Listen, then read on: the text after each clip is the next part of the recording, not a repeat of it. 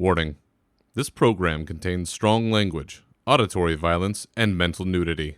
It is intended only for mature audiences. Listener discretion is advised.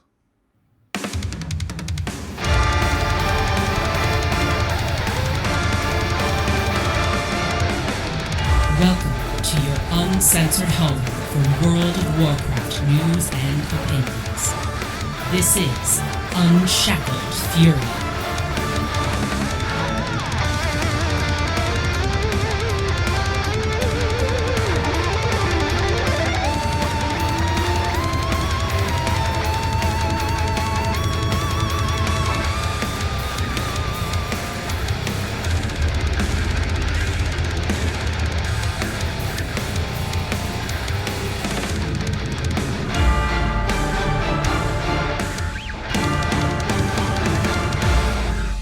The Midnight Alpha is rolling as things finally seem to be settling into a good groove, and this dumb little show for the everyday player turns 10 years old.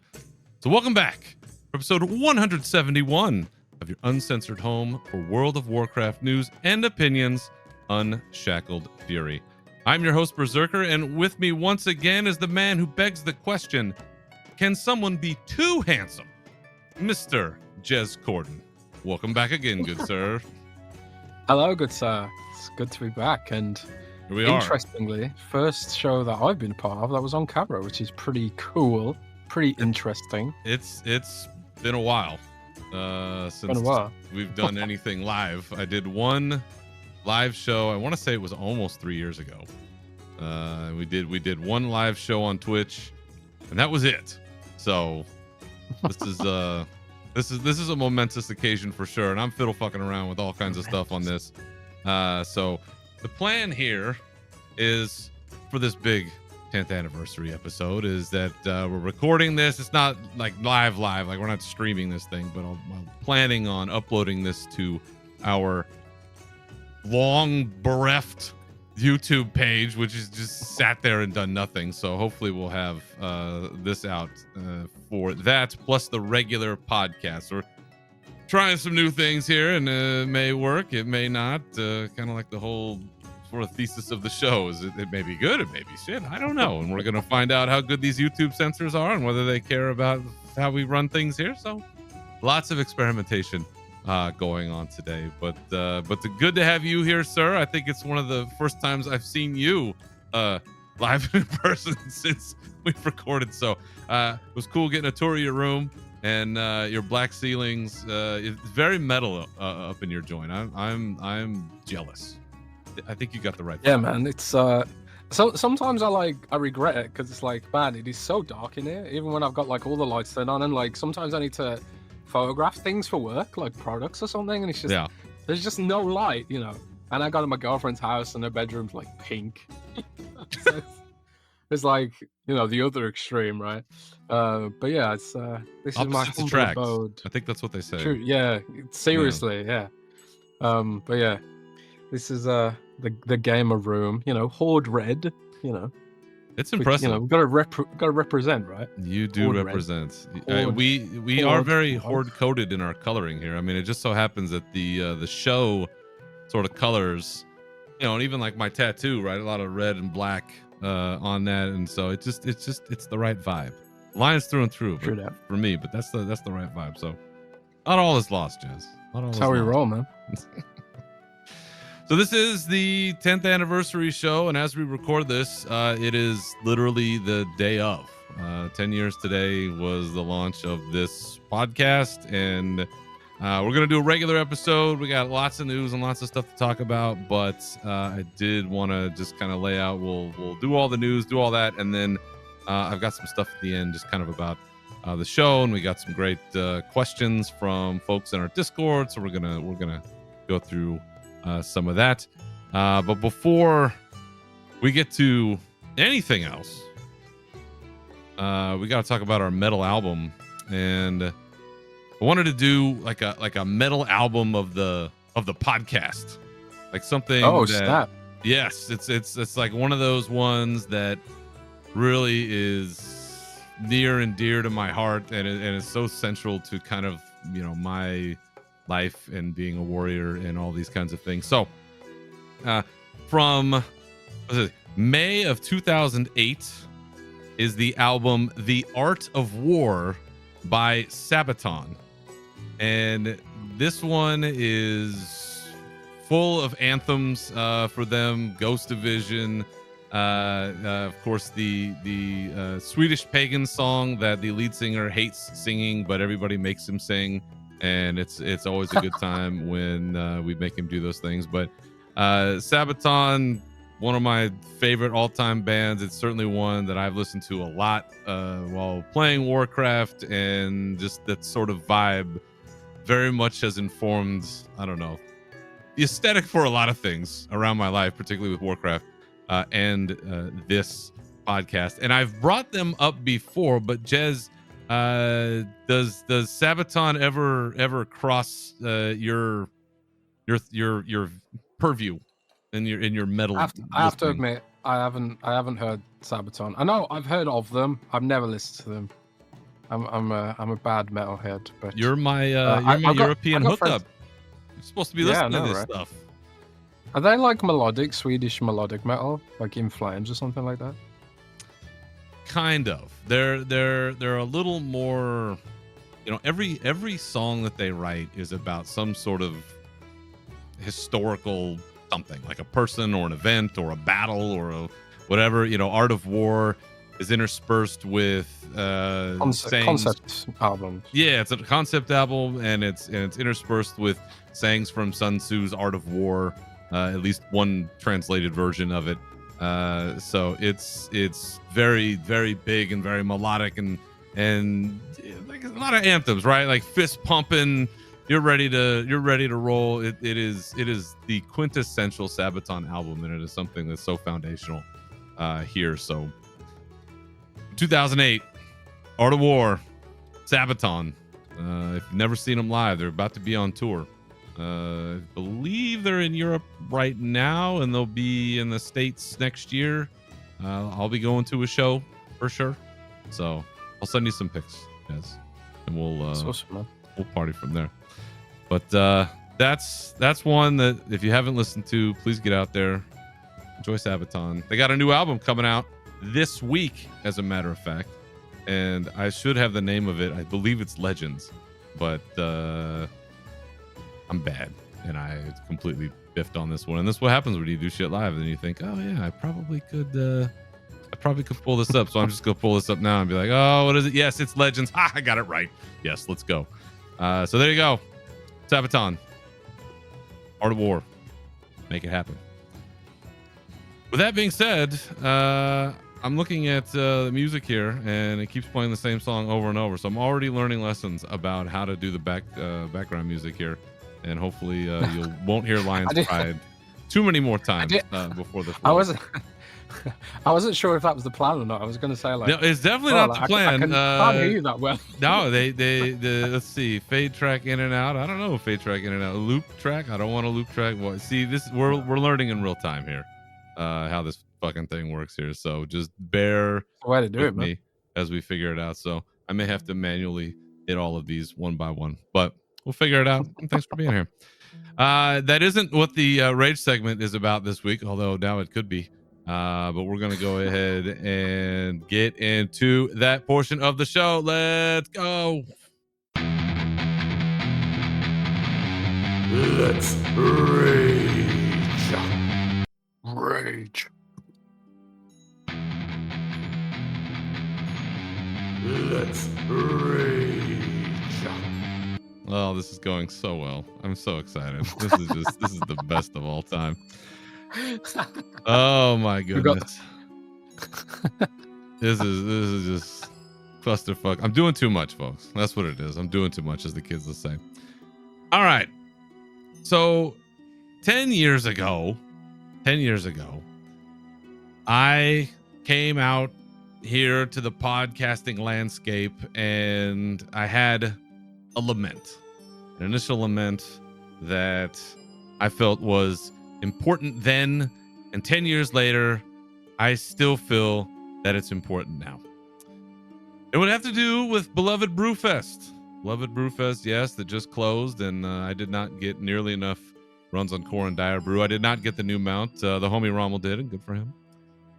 But in that season, in that event that we have a longtime favorite, Pink Elix on Parade. It's a quest where you got to go around and you got to get shithoused, and you're supposed to get shithoused enough to where you can see Pink Elix, and then you got to capture him and do a whole thing and whatnot. And then, as now, they have circumvented the entire spirit of this event, Jez, by allowing you to purchase and utilize Synth Brew goggles to get around the necessity for getting smashed and then seeing your pink elephants. You don't have to earn them. You learn no lessons. And one of the points that I had made then, which has come to fruition, Jez, is that the kids, they learn nothing this way. They learn nothing this way by having to cheat to be able to see such, apparitions in their lives, because this is the kind of thing that's important, where young people learn when you get hammered, things go down, and they may not always be good things. Sometimes they have consequences, as I found out this past weekend. That a fact? Sure is. Oh, see? Just ask people listening to my other podcast on Friday when I drank half a bottle of vodka. Oh, man. I was laying low on Saturday, put it that way. And these are the lessons that the kids need to know, and how this has come to fruition, Jez, all these years later, is there was an observation that somebody made that I completely agree with, is that Gen Z knows drinks. Gen Z knows how to make drinks, pretty drinks, convoluted drinks, tasty drinks where you don't taste the booze. But millennials and Gen X, we know how to drink. We have taken it on at times in our lives as a challenge and a sport. And if you never had the beer helmet with the two beers on the sides going straight into one straw into your gullet, then you truly have not lived. And all these years later, Jez, Synth Brew goggles still exist. They're still around. The kids are learning nothing. And it really, truly is, Jez, the downfall of society. But I don't know. It's been a while since I've gotten just blackout drunk. How is the overindulgence scene these days? What am I missing out on? Oh man, well, I don't know. Kind of like at my age, or at our age, you're losing out on hangovers and regrets, I suppose. Mostly. Hangovers and regrets. That's how you learn the most lessons. That's true, I suppose. Well, a decade on, Blizzard has helped me none, has not availed themselves to my quest to make sure that the children across the land have learned important lessons about drinking, but everything in moderation, right? What's that? Everything in moderation, right? I don't know. That's what they say. That's what they say. But I don't know how much of that I believe or don't believe. So there you go. 10 years on, still raging about Synth Brew goggles. And one day, maybe one day, I'll get a break. Meanwhile, Jez, we got a whole bunch of news, some good news, some great news to get into. So let's see if I can successfully get us into that.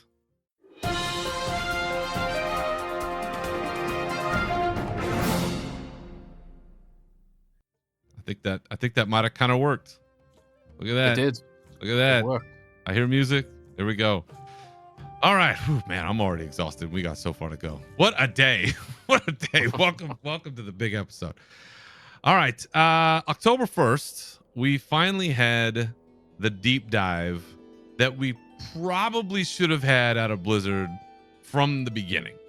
As you know, because Jez, you were there at Gamescom when the midnight rollout occurred, and as has long been belabored by us at this point, it was, I don't know, I think unmitigated disaster is probably too strong a term, but it would definitely didn't seem to go according to plan. Is it?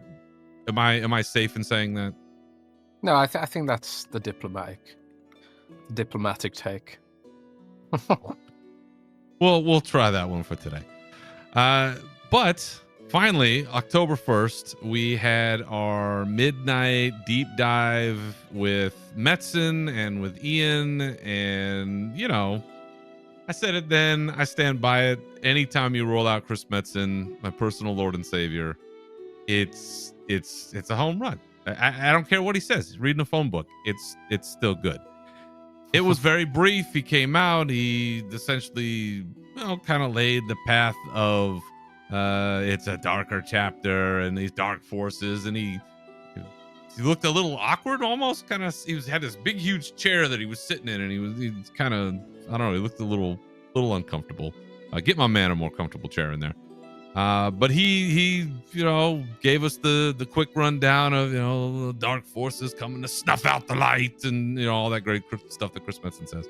And then Ian came out and essentially gave us the rundown of the story and zones and dungeons and delves and like all the regular kit and caboodle that we've kind of seen up to this point. But it really felt like that was the first like official professional piece that they'd put out that ties everything together and really gave me the sense of, all right, now I'm excited, now I'm with this, now I'm ready to jam and do the whole thing. Did you get a chance to look at it live or watch it later, and what kind of thoughts do you have about it? I kind of cheated. The press were showing it early, I think. So I watched it early because I'm special, right? But yeah, that was definitely, I felt the exact same way as you did. That was like the moment where I was like, oh yeah, there's a new expansion coming, because it does feel like back in the day we used to have, I think we talked about it the last time as well, like we used to have this sort of big BlizzCon blowout, all on stage, live audience, all this sort of excitement and this hype. It was quite old school, Mm-hmm. It was like E3 coded almost. Like back in the day, we used to have E3 where they announced all the new games, stuff like that. But in the like digital age, everything just kind of trickles out via streams, via YouTube videos and live Q&A and things like that. And I think Midnight's been probably the most trickled out expansion ever because they announced it they announced it as part of the saga, right? With Last Titan next. Yeah.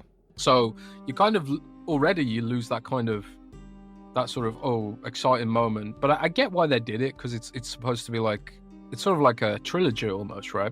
They've never done things like this before, so I get why they've done it. It's cool to try new things, but at the same time, it's like you've kind of dampened that sort of like, oh my god, new expansion moment. What's it going to be about and stuff like that.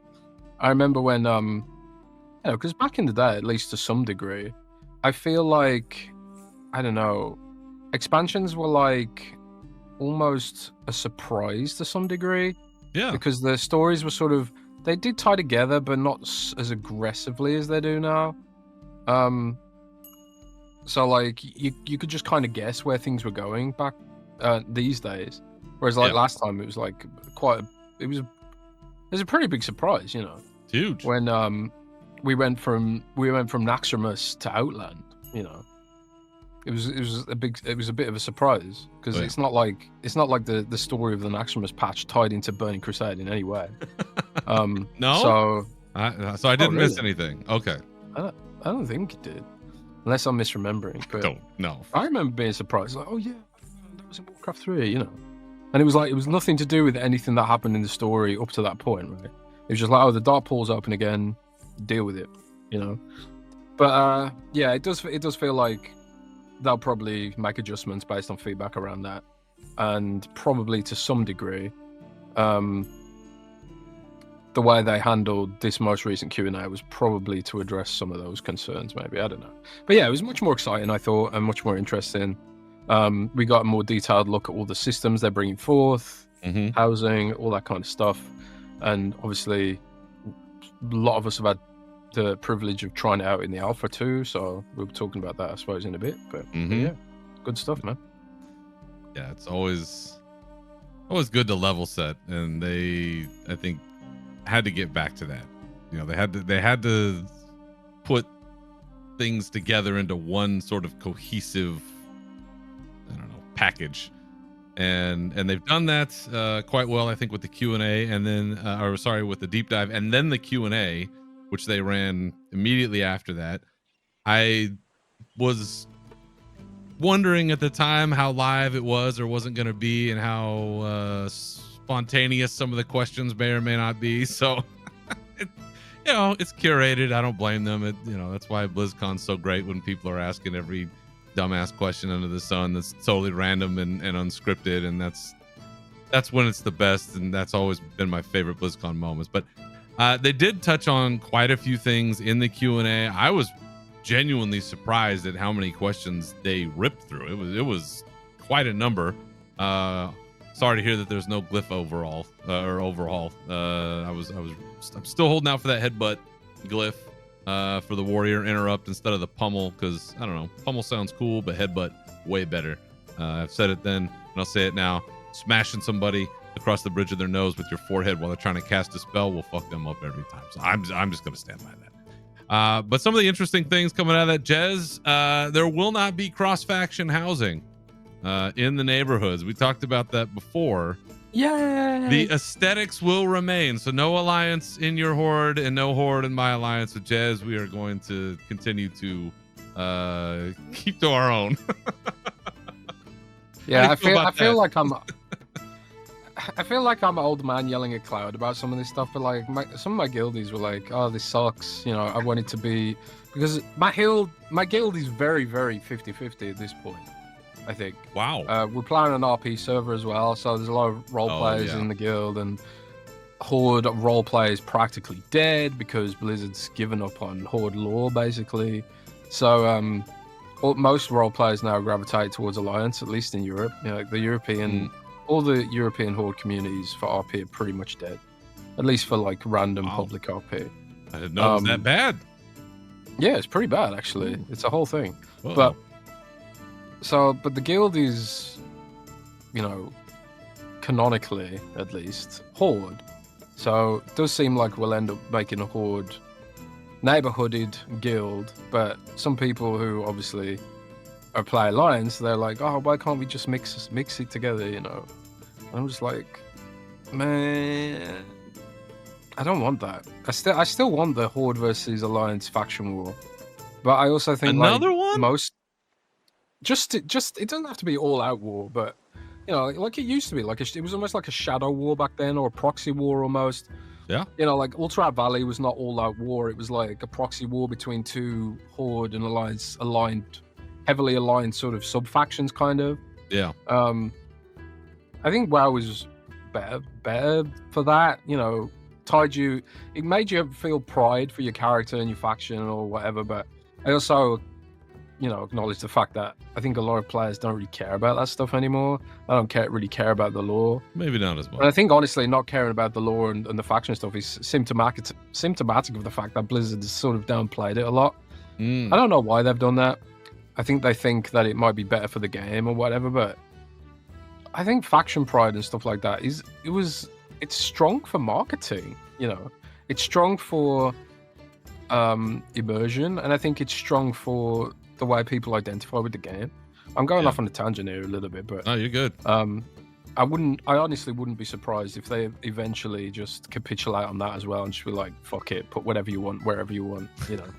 I honestly wouldn't be surprised, but we'll see what This is gonna be like Covenants, where there was the hold against doing things the way the player base wanted. Like, no, we're gonna hold. You gotta commit to one or whatever the thing is, and eventually they relented. Pull the parachute. I suppose it depends what. Yeah, I suppose it depends what the community lobbies for at the end of the day. I think most people kind of get that you wouldn't have an Alliance architectured house in Orgrimmar. It would be really awkward. Especially if it was like a Night Elf house after all what's gone on. I really feel like Blizzard's really hoping that the players forget that the Horde did a literal genocide. What's a Teldrassil? What's a Teldrassil? It's becoming like the sword. It's like, what's a Teldrassil? You can't just sweep that under the rug. You can't just do it. But they're gonna try. Having they're trying, man. They're trying. Oh man, but I don't know. like I said, it feels a bit like Old Man Yells at Cloud a little bit, but we'll see where it goes. I feel you. We're very much aligned on that particular issue. I think that keeping the war in Warcraft is important. No, you don't have to go hard all the time, but in preparation for today, and I know we're going way off on a tangent here, but I was watching the Warcraft movie earlier, and really, and I was watching that version of Gul'dan. I'm like, this is Jez right here. It's the Fel, and they're stealing all the life of the Draenei that have been captured, and he's just so evil. Bad. And I was like, this is Jez. This is the Jez Warlock right here. This is the one. So I'm with it. I love that movie, man. I love that movie. Like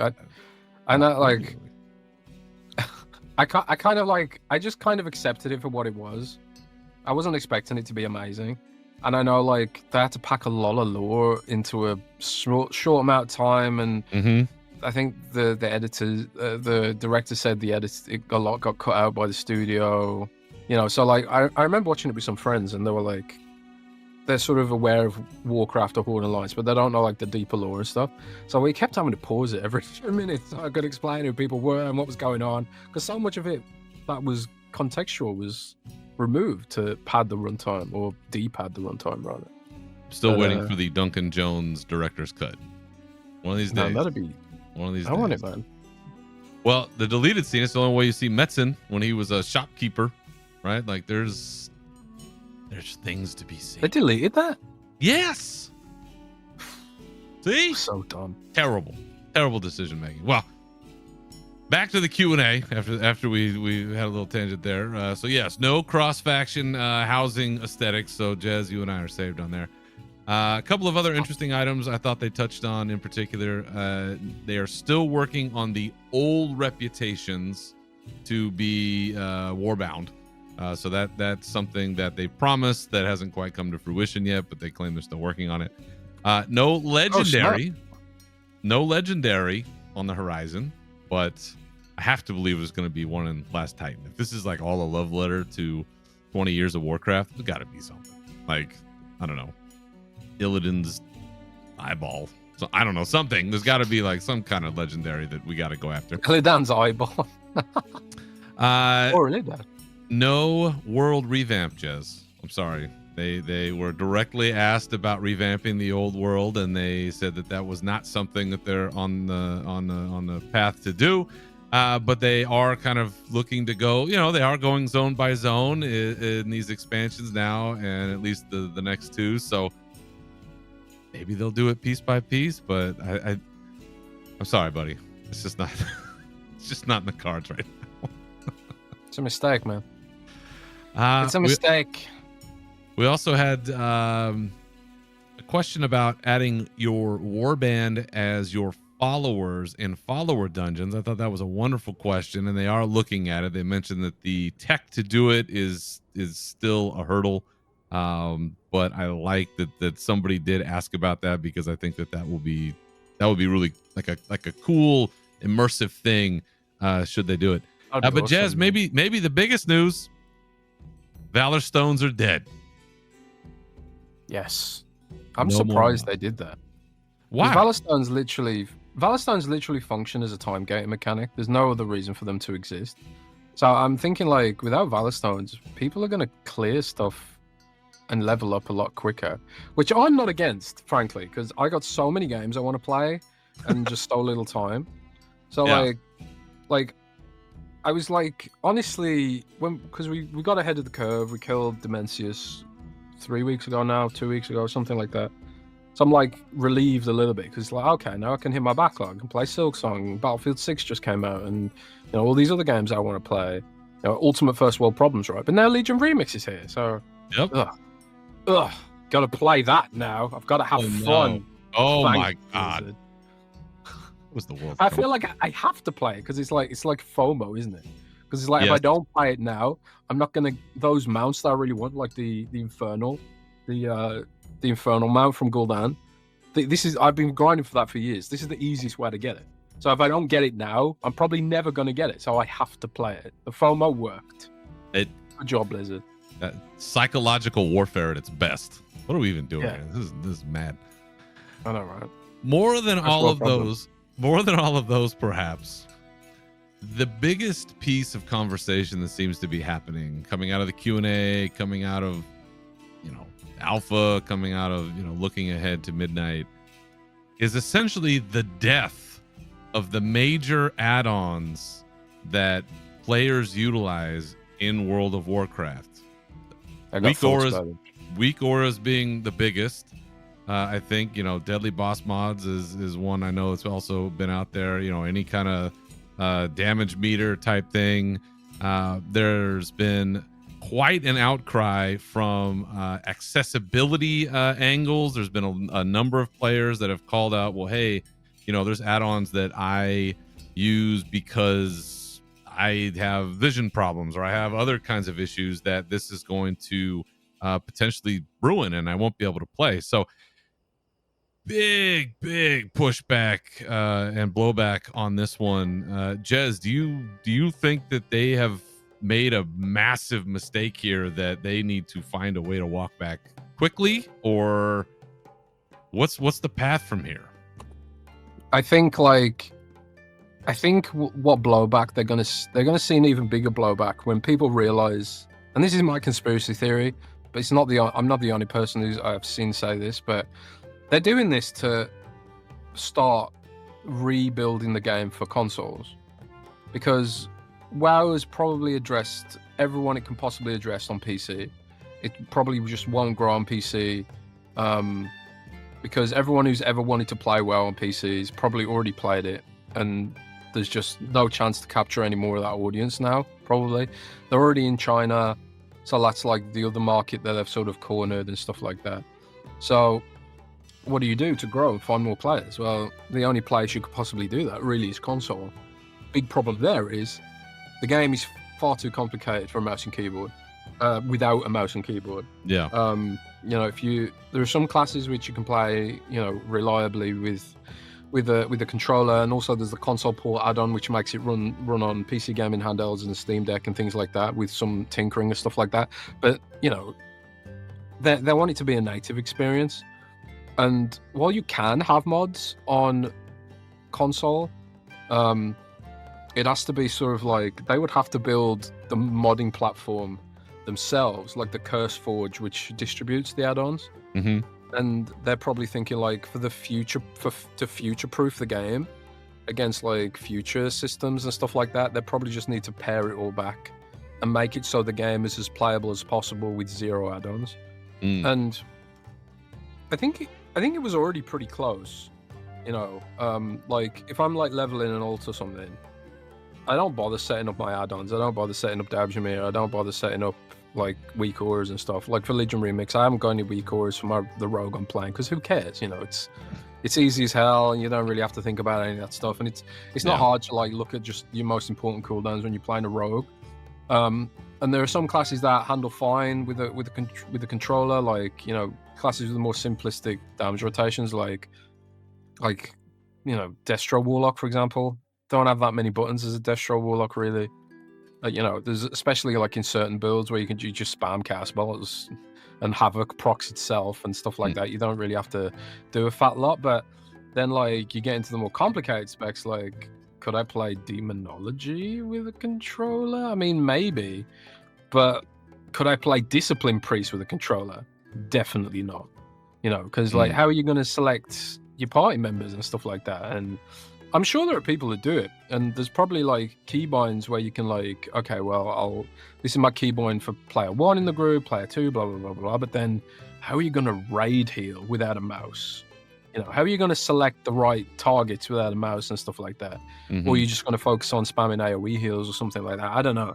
It starts becoming like a whole thing where you have to think about like how is the game going to be balanced around not having the add-ons and not being able to track things and stuff like that, right? So my conspiracy theory is that one of the reasons they're doing this is they have said that I think for them it has multiple benefits. It sort of reduces power creep and stuff like that, and they call it an arms race between the sort of complexity of the game versus how complex weak auras are getting. Yeah, like there are weak auras now that are just so powerful and trivialize boss mechanics and do all kinds of stuff and just sort of make the whole game easier, reduce the cognitive load and stuff like that. But Blizzard wants it to feel rewarding and challenging, at least at the highest end. I don't think they always get that right, because I think like the leveling experience right now is up to brain dead, but then like you go up to raid healing and it's like, oh my god, I'm proper sweating. Yeah. I raid healed the last tier of Dragonflight as a disc priest. I hadn't raid healed since vanilla, and I was just like, I can't act this. This is crazy. How do people do this? I'm a humble warlock. I don't have the brain power to be a healer. I'm a warrior. There's no way. Dual wield bandage. That's the best I could do. That's it. Well, I just I sort of earned a new. I always respected healers, but like now I just like double respect healers because it's like this shit hard, man. It's like way more involved, way sweatier than just looking at your weak aura for what spells are coming off cooldown. At least for me, like when I didn't practice it that much. I only healed one tier. I think it was the last tier, when everything was sort of winding down for the expansion, and it was that it wasn't a new raid. It was like going through the old raids again. The last tier of that expansion. So yeah, so I kind of see why they're doing this. They want to sort of reduce the amount of complexity they keep having to bake into the game to offset things that make it easier, like not damage meters, like weak auras and also deadly boss mods and stuff like that. And then at the same time, if they make it sort of easy for everyone without add-ons, then you can start incorporating controllers. And obviously Final Fantasy 14, I really think Final Fantasy 14 a couple of years ago during Shadowlands really gave them a kick up the arse. Because they were like, Shadowlands, as we all know, was not a very well received expansion. No. And then we had Final Fantasy 14, which was doing really well at the time, and sort of it was sort of like it was a moment. It was a moment for them where they're like, oh shit, Final Fantasy 14 is really popping off. It's had a couple of really good expansions, and people are starting to word of mouth like this is actually a credible alternative to World of Warcraft. And World of Warcraft's entire business model revolves around being the biggest subscription-based MMO. Their entire business model revolves around that. And if they lose that for any particular reason, the whole business model collapses. The game can't run without all those users. So I think it really sort of gave them a kick up the arse, which is why we've had so much investment in things like player housing, which is a direct shot at Final Fantasy 14, which has player housing, but it's got a lot of technical debt and a lot of issues. And then also doubling down on the patch cadence, which has been very, very quick. So like you keep playing. Like I said earlier, I'm FOMOing for Legion Remix right now. I can't stop playing because I really want to get that mount. So they've fixed the patch cadence, the communication on the patch cadence, and also been hitting their roadmap fairly predictably. There've been some bugs, but yeah, they've been hitting it much quicker than we haven't seen the kind of content droughts that we used to get back during like Mists and Warlords of Draenor and stuff like that. Right. Yeah. And then the final piece of that puzzle is Final Fantasy 14 is available on PlayStation and Xbox.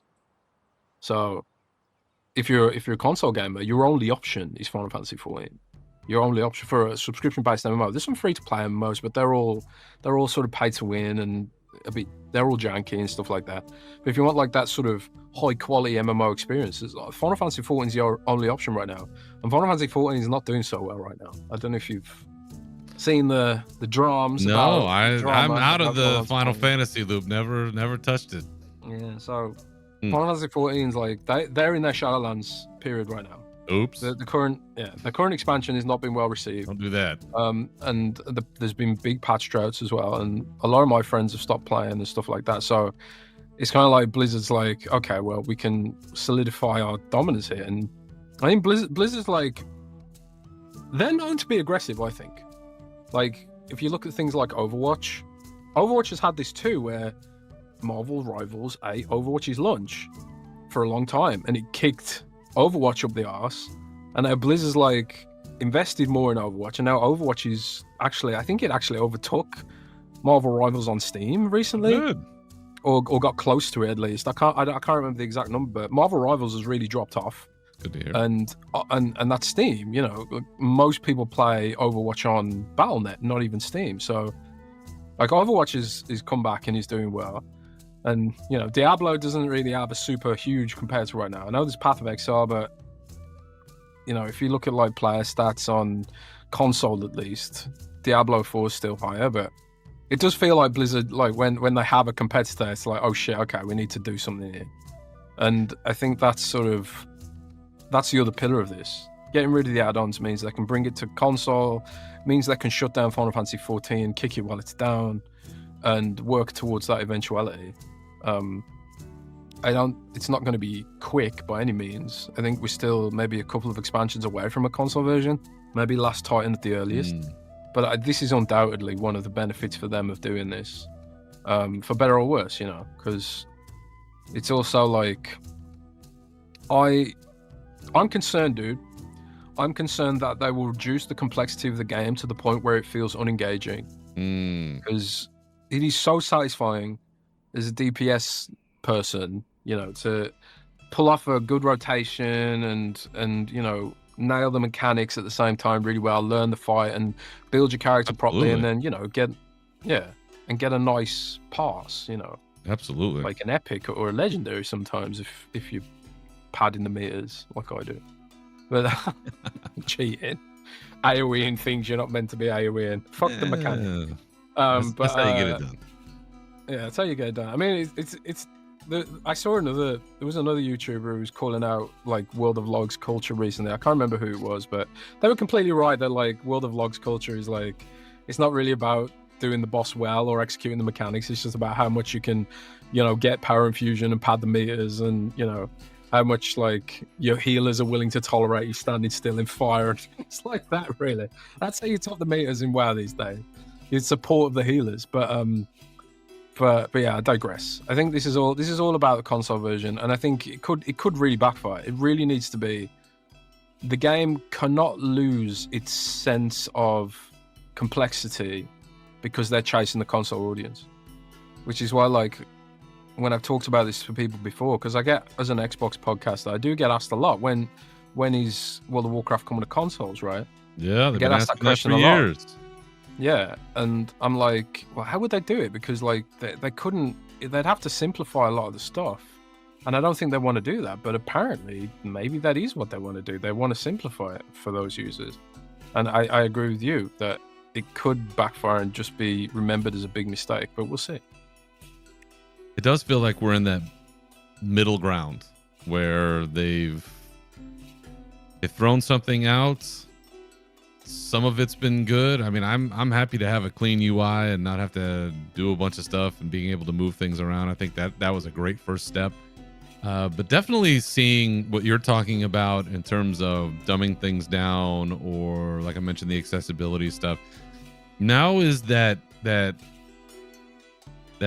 of no man's land that's going to go back and forth, I think, for a while in terms of finding the right balance of how far do we want to go to simplify things and to reduce the need for these outside add-ons or whatnot, versus there may be a healthy portion of the community, or there may be a healthy way to integrate these into the game so it's not all or nothing. Maybe we're finding some kind of balance in between, and it feels like this is something that's going to go back and forth for quite some time, probably the rest of the World Soul Saga, in my sort of view of the thing, where it's going to be a long iterative process. It's not going to be figured out by the time Midnight comes out, because that's only a handful of months away. Probably not going to be figured out before you get to Last Titan, which is going to be, a year and a half or whenever after that, given the pace that we're on.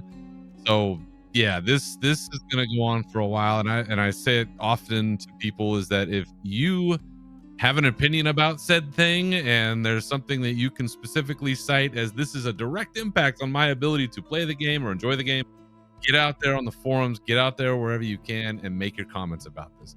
We're going to talk a little bit about some of the alpha and opening up of early events here in a second. But there are opportunities, so jump in there and test the shit out, try it out, because it's the only way that you're going to potentially get hurt. I think they're better about it. They clearly have a vision. They want to execute that vision, but if there are ways to help them, I think we as the players that have the opportunity to do it should jump in there. It's not a lot of games, I don't think, that really let you fuck around the way that we get to, and like constantly make comments and get at people and try things out. So take advantage of that. But it's this one's gonna be. I feel like this is not the last time we're gonna talk about this. I'll say that. So we had the deep dive, we had the Q&A, and that felt like it was the first time that we really now have had things on the right track. And with all of that, at long last, we knew it was coming. The alpha, the midnight alpha, was announced. October 2nd is when that came out, and we know that there are going to be 5 phases. I'm looking at them here. I believe we are in phase 2 now, where it's level 83 through 88. Zulaman, a couple of dungeons and delves, and then I think it's a 2-week cadence between these. I can't remember if it's 1 week or 2 week. I feel like it's 2 week. And then in the next phase, phase 3, same level set, but then into Hyrendar and Eversong Woods, more story quests, another dungeon delves, some UI encounter warnings. Speaking of add-ons, that's going to be, I think, a huge test of how that part of this is going. And then phase 4 and 5 kind of continuing to level up from there. But Jez, the question that I had at the time was, okay, we know there's an alpha coming. We knew it was coming in the beginning of the month. I think we can all assume that you would have access. You after all, are not just in the VIP club. I think you are the VIP club.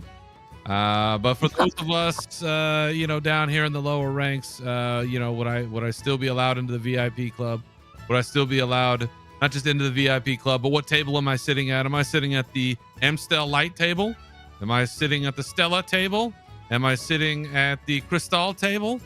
Where are we going to end up? Well, it looks like I am still blessedly, thankfully, one of the favored few, because I did get into the first round of the alpha. I think they cast a pretty wide net on this one, so I think there were a lot of people in this. So I don't know that I was all that exclusive, but finally got a chance to jump into the alpha. And Jez, now that I've seen it, now that I've touched it myself, I truly believe that the housing is going to ruin us all. And I don't know if the Warcraft Widows website is still up and operating, but it had better revive itself, because there's a whole lot of spouses, family, friends, and otherwise that are about to be lost forever to this mini game or this part of World of Warcraft that is absolutely going to dominate, and I believe for the next 2 decades plus, if Holly Longdale's to be believed. That's all I've done so far in the alpha is the housing. I haven't done any leveling. I haven't looked at any zones. I haven't done a thing. I went straight to the quest that got you into the neighborhood, and I was off and running. So that's all I've done. I know you got some hands on for it, but did you get into the neighborhood, or did they just plunk you into a house? Did you go through the whole plot selection process? I did. Okay. Did you get access to that bit as well? So it's the whole kit and caboodle. Now, what I didn't know is that the housing neighborhood is an island. I thought that it was going to be put like in an existing space, and I was thinking, oh, it's probably like south of Stormwind and kind of by Westfall and kind of near Duskwood, just because of the sort of landscapes that had been shown to us before. It is, in fact, its own island. You got a portal out to it. I haven't seen the Horde one. I can only speak for Founders Point, the Alliance neighborhood, but it's an island, and I got in and I took the tour. There was a lady there giving you the 411, and for the kids, that means the information. Giving me the background on here's where you can go. Here are the plots. Here are the names of these little areas, and now you've just got to go and select your place. And I immediately knew that I was doomed. I knew immediately that anybody who has that sort of ADHD itch in their brain of like, I'm going to like hyper focus on this thing now. Oh, dude. And I'm going to go plot by plot, and I'm going to figure out which plot has the best stuff. So which one has the most space away from the neighbors? Big priority for me. Which one has a lake, a waterfall, beachfront property? Is it in the mountains? Is it in the scary area? Is it like kind of near too much stuff in the middle of the town? It took me almost 2 hours just to pick a plot. And I went. I just picked one at random. Just on a, and mind you, this is just alpha. This isn't the actual place. I'm not actually going to be there. This is not permanent, but that is how long it took me just to pick a plot. 2 fucking hours. Because you have all of these options, and now that I've seen them all, I do believe that there are absolutely prime lots in these neighborhoods that people are going to be fighting over. Now they say, okay, well, if it's full, you can go on another shard or whatever, and you can get the one that you want. I need to see how this works, not just in the alpha. I need to see how this works in the real live retail. Because for me, in the Founders Point, in the Alliance neighborhood, there is clearly one superior plot over all of them. And it was the one that they showed in one of the promotional stills, which is the one that's kind of on a cliff. It's got like a waterfall next to it, and it's got a bunch of space next to it. For the homie Rommel, who's either watching or listening to this, it's the perfect plot for us because there's a road that leads down to this plot and one next to it, so you and I can live next to each other, and then there's nobody else around us. So this is the perfect plot. Yeah, this is the perfect plot for your romantic partner or otherwise. Just picking the thing was a whole deal, and you've got the map, and you've got the little sign that you click on, and you say, okay, this is my jam.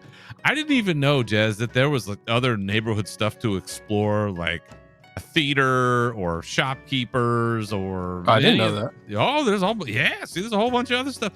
I was so laser focused in on, no, I don't like this lot because it's too close to the scary place. No, I don't like this lot because there's like 3 people right next to me.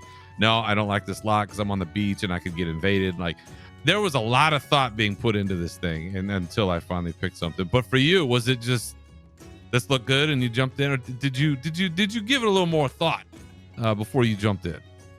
No. Yeah. I just picked one at random, basically. See? I was like, oh, there's a tree here. That's nice. That might be the better way to do it. Don't agonize like what I could do. What I could do, I could pull it up here while we're chatting. People could have a little quick gander at it. But for those listening on YouTube. But yeah, man, it's a whole thing. They've really gone hard, Oh my gosh. This isn't like Island Expeditions or Warfronts, which are sort of half baked. Nope. This is like, yeah, we want this to be a genre almost. We want to like take this to the next level, and I suppose like they looked at everything that was been better about Final Fantasy XIV,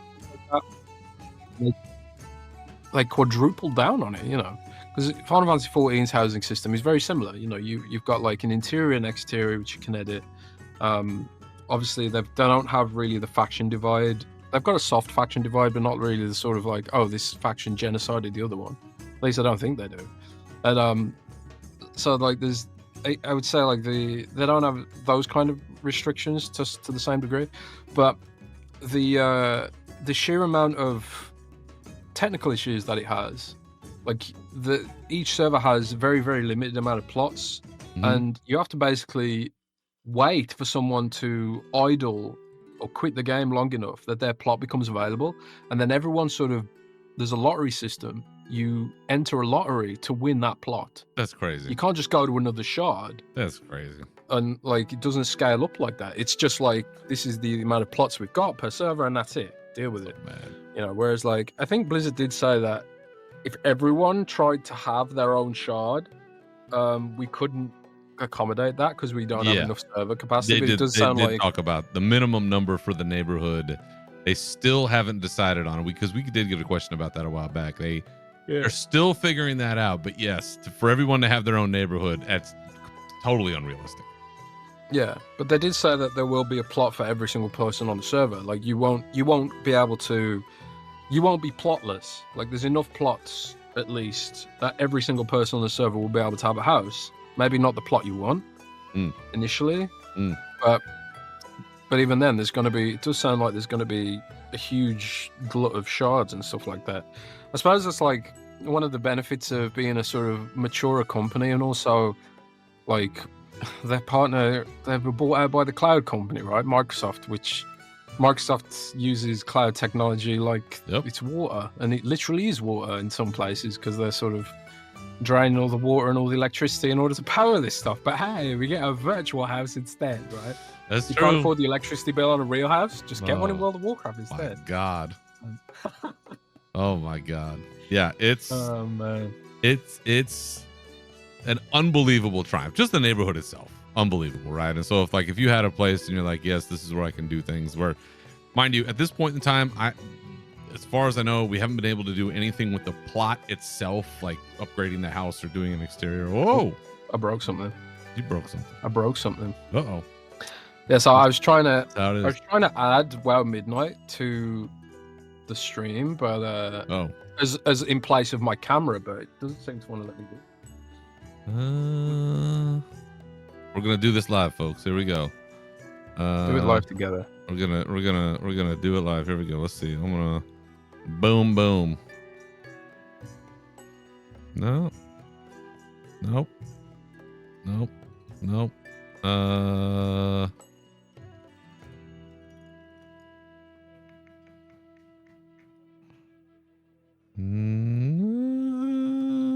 No, it's not gonna work with this one. I like that one.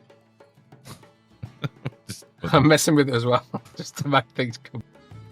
Uh-oh. What do we do here? Oh, boy. Right. Hang on. I got it. I think I've got it. So, click on this one. And then click on this. And then click on that. How's that? Hey, it's working. It's working. Let's go with that. Let's do it. For now. For a couple of minutes. Okay. So I'm gonna create a character here quickly, and then we're gonna go and have a quick look at the house.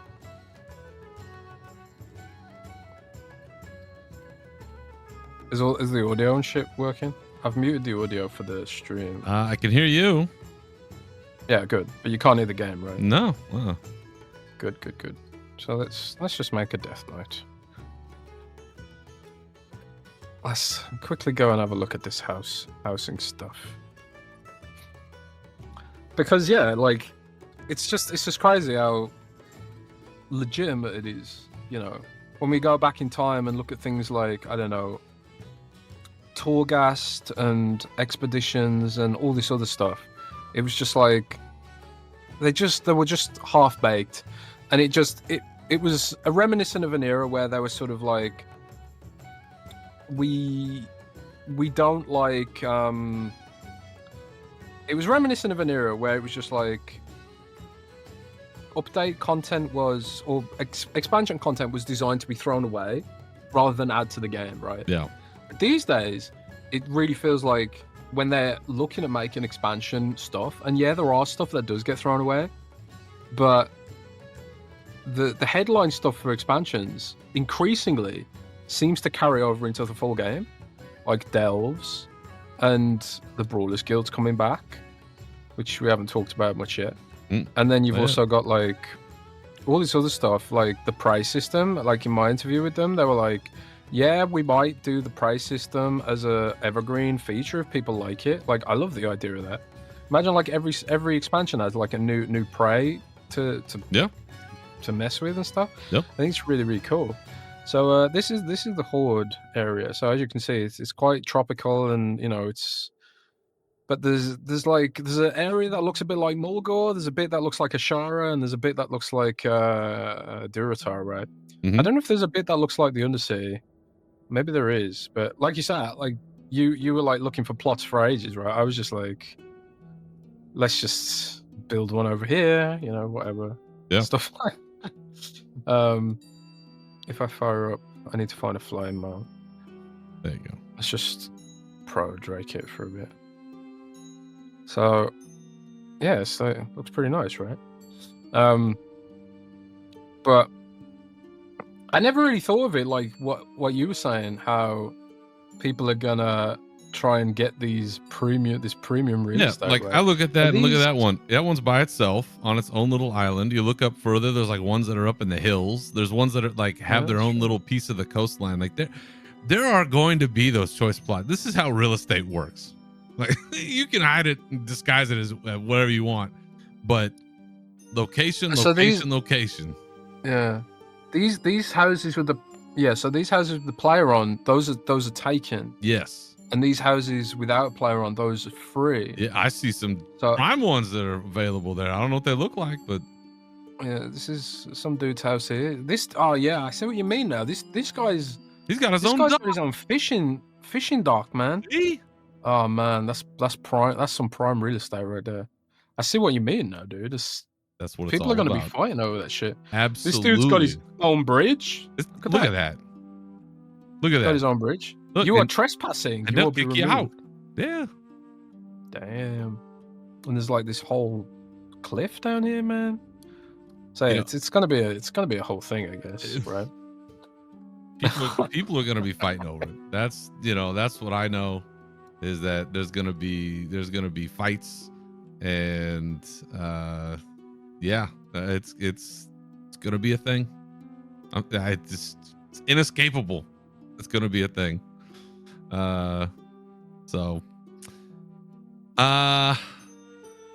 That's just for the plot. And that's just the plot, yeah. That's just the plot. We haven't even talked about like building the house, right? We haven't talked about like just building the house.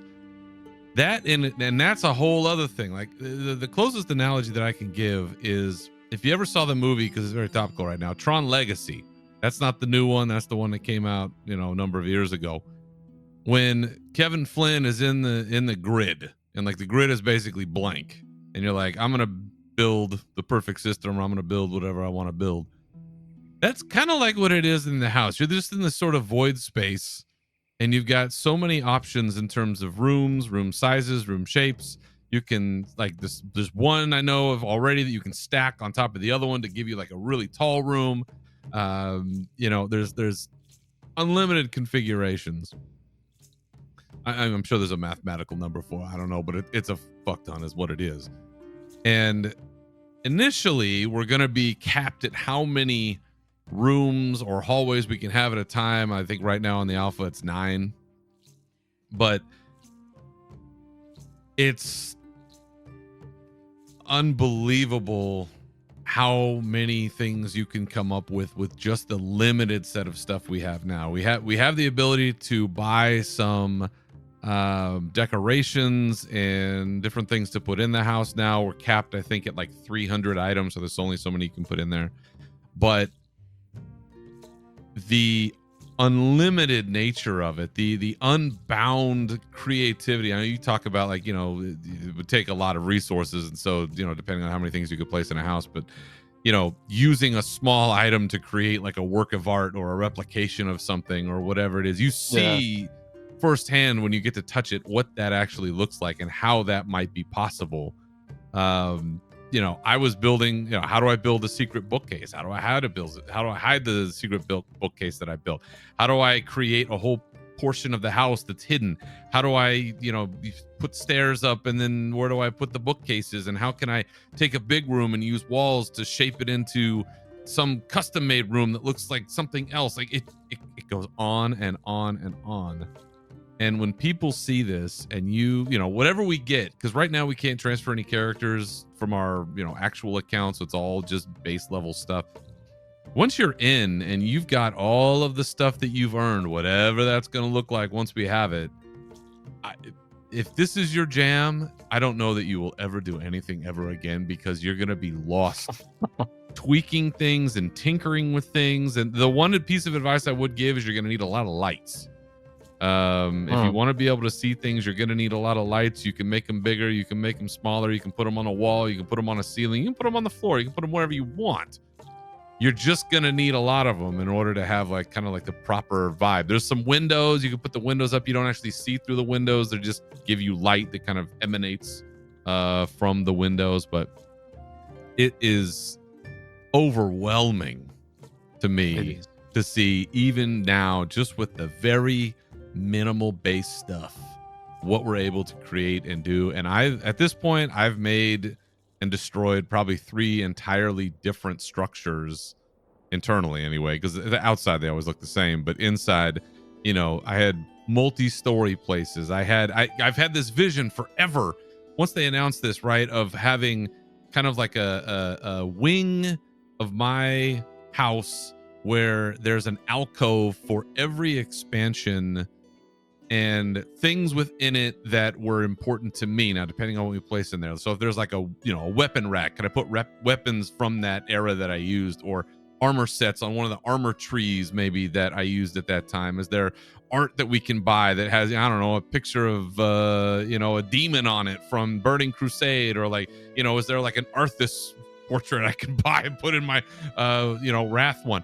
I was able to kind of start building out what that might look like based on one of the shapes. It's kind of like a T shape. And if you put that end to end to end, you almost end up with like a little alcove.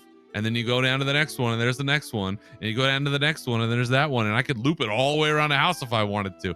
So people are going to come up with so many things. And there's going to be stream after stream after stream of people just building their houses and giving people ideas. There's going to be websites and guides. And it's a whole game.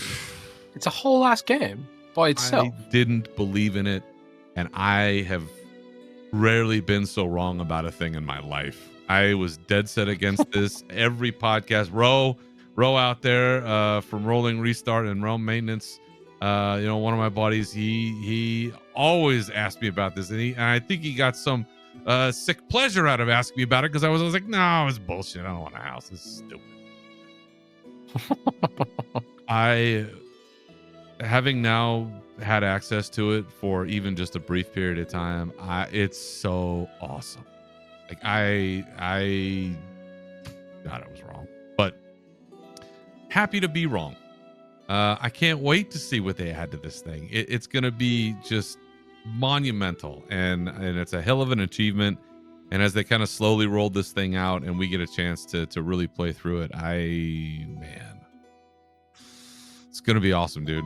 It's really going to be something special. And you're going to see things coming out of the alpha, folks. I mean, you just saw a little preview if you're watching the video on YouTube. You just saw a little bit about what the, was it Razorwind Shores looks like. Yeah. But you're going to see these things rolling out. And I think in the lead up to this, and they've promised a blog or something about this, is like a list of achievements that you'll want to accomplish before you have access to this, because it'll give you a jump start on being able to earn things. And I don't know if the price of these things is going to continue to stay what they are on the alpha. I mean, you're looking at like $100, 100 gold for a table, 50 gold for a bookcase, whatever it is. I don't know how the prices are going to break out, but sell a WoW token for $20 and get some housing coin. I don't know. You're going to want it if you don't have it, because it's so much. It's so overwhelming. It's crazy, man. Awesome to see. Very excited about all that. And after, of course, hyping it up as we have, well, if you want in on this, December 2nd, patch 11.2.7, The Warning, will be going live, and it will include housing early access. So if you haven't bought your midnight upgrade, you will want to by that point if you want to get in on it. And they have already posted for us a preview of what's coming in that patch. And I was going to save the best to last, but Jez, you already mentioned it. They're bringing back the Brothers Guild. Finally. Yeah. Years and years and years. They're finally bringing back the Brawlers Guild, which I assumed was just dead in the waters forever. But what they say here is shortly after the launch of the Warning content update, players will be able to step back into the fighting ring once more to engage in one-on-one combat with a variety of new and familiar bosses. There's 2 periods there. Somebody needed to proofread this a little bit better. Sorry. Players will once more be able to sign up to take on these foes and climb the ranks, or stand ringside and watch the spectacle. It's going to be in the same place that it's always been. They're going to make some improvements, change the boss rotations, get some new bosses. There'll be new achievements, including some rewards that have housing decor attached to them, a recolored flying mount, and another Bruce variation. Bruce, the I believe alligator, the mount that we get out of that. So very excited about that. Jez, I don't know that we've been podcasting together when the Brawlers Guild was really a thing. Was this a part of your play when it was the jam? No, dude. I think I missed out on it. Really, I came back. When did they add the Brawlers Guild? Was it? Oh my gosh, it wasn't missed, was it? It's been a while. I couldn't tell you. I'm gonna ask Copilot. Let's see if Copilot can actually give us a good answer for once. When did they add Brawlers Guild to WoW initially? I always try and use AI on these live streams and stuff that I do, and it's always just doesn't work. We're never doing a live stream again. This is impossible. It does seem to have been right. So Brawlers Guild was first introduced to World of Warcraft patch 5.1 in landform. Went live during Mists of Pandaria. Oh, it was Mist. I was right. And that's via wowpedia.fandom.com that information comes from. So my WoW playing was a bit weird during Mists of Pandaria because my computer broke at the start of Mists. So I missed a good chunk of Mists of Pandaria. Oh. And then I got a new PC or I got it repaired, or I can't remember. But I got access to it again when Throne of Thunder was the main thing. And you know what brought me back?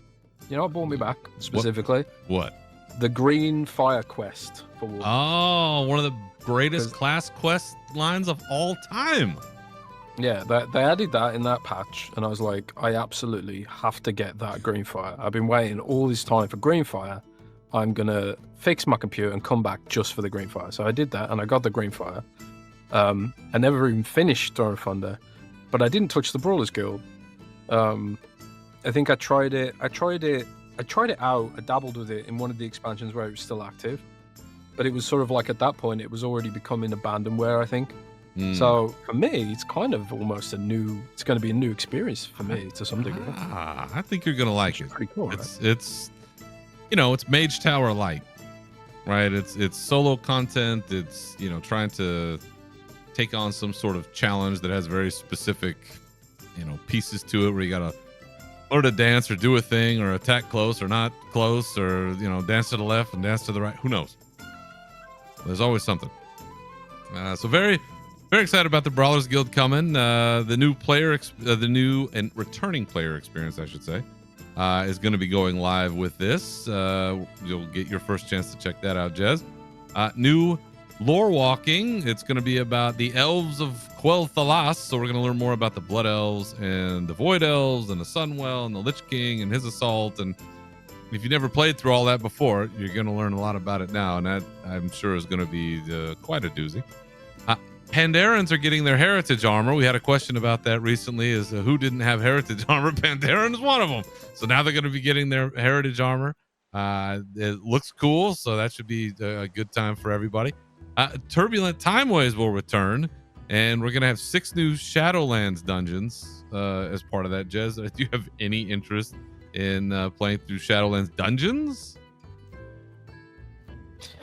Shadowlands dungeons are okay, but I don't like this revisiting old dungeons. I'd rather have new shit. But... yeah, that's always more fun. So 11.27 coming in December. We talked about the sort of roadmap and the patch cadence and all that sort of stuff. This continues to line up. I appreciate them giving us early housing access, because we're gonna be just neck deep in all that. It's gonna be just unbelievable. So if you haven't bought your upgrade, you've got a little bit of time to save up for it or whatnot. But it's gonna be going hard and heavy, and I assume here in the next 6 weeks we're probably going to be getting more blogs and posts and all kinds of stuff to get us ready for the housing and what we should be working on. And I know I've started looking through old achievements, like, shit, did I do this, did I do that? Maybe I need to finish this, because maybe I'll get a valance out of it, or I'll get a duvet cover out of something. And Look at us, first world trappings in my game. That's what I need more of. So, gonna be very exciting, and looking forward to that coming up. One of the other things touched on last episode was in connection with all this is the collector's edition kind of got leaked and then it got taken down, the articles on PC Gamer and everything else that linked up to it, because as was my guess, and I think the guess of many, somebody hit it a week early. I think it was the wrong Wednesday. Somebody must have clicked something for the Wednesday before instead of the Wednesday of, when the Q&A and the deep dive went live. So we do have that now. You can pre-purchase your Midnight Collector's Edition. It is $140, so that was right. There's the art book. There's a collector's pin. The big piece, I guess, is the LED-powered Dark Heart replica. So, I don't know. Does it summon a Naifu? I don't know. I don't know that I want to find out. Maybe it's just the maybe when it lights up, there's like an image of feet, like deep in the glow of it. You're like, ooh, that's what I want. Let's see what else we got on this thing. Housing decor, which we talked about before. Some transmog mounts, pets. Let's see, character boost 80, boost 3 days of midnight early access. So you'll already have housing. So it'll just be the midnight stuff. 30 days of game time and 2,000 trader tenders. I don't know. I still think that they probably should have put a statue of Xalatath or I don't know, something in it, but I guess the Dark Heart's all right. So not as cool as the Earthen riding the Griffin, right? I mean, well, I guess it's right there. That guy back here. Well, it is pretty rad. I'm not gonna lie, it is pretty rad. So if that's your jam, if you want to keep it going, if you, like me, have a little gimmick down here, you want to try to sneak it in here and then turn this one sideways, and then it's going to have to fit in there. I don't know. I never know what I'm going to do with these things. $140 pre-sale now. Get on it. In the meantime, Jez, we already talked about it, but let me ask you a question. Have you ever played Warcraft Minix? Warcraft what? Have you ever played Warcraft Penix? No, I have not. Then why in the fuck are we playing Warcraft Lemix? Oh. Oh, that's what people are calling it, right? Please stop calling Legion Remix Lemix. It's not World of Warcraft Lemurs, and it sounds ridiculous. I mean, if that's really a jam, okay, fine. But like, please stop. Because I'm really afraid of what other names might come up. Because we did not have Pandaria Remix, right? It was not Penix. So yeah, that's true. Careful how we name these things. But Legion Remix is out. Jez, you and I talked. I think we're both having a lot of fun doing this. I am not one to play a lot of alts, so these kinds of things are always a bit of a crapshoot for me. That being said, the just endless rewards for doing any and all questing activities and everything else and all of the things that you can earn, it definitely, there's so much stuff. Oh my god, it definitely hits that groove.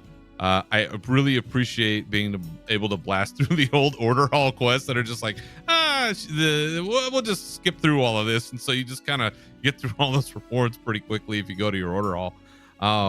But it is very addicting getting through this stuff very quickly. You're able to, fly right away. So with your modern flying, you could bang through this stuff really, really fast. They simplified certain things. You're getting all these power-ups as you go through. I am having so much fun. And I was really unsure about this one. You convinced me because of the transmog that is just completely badass. But that's the best cape in the game.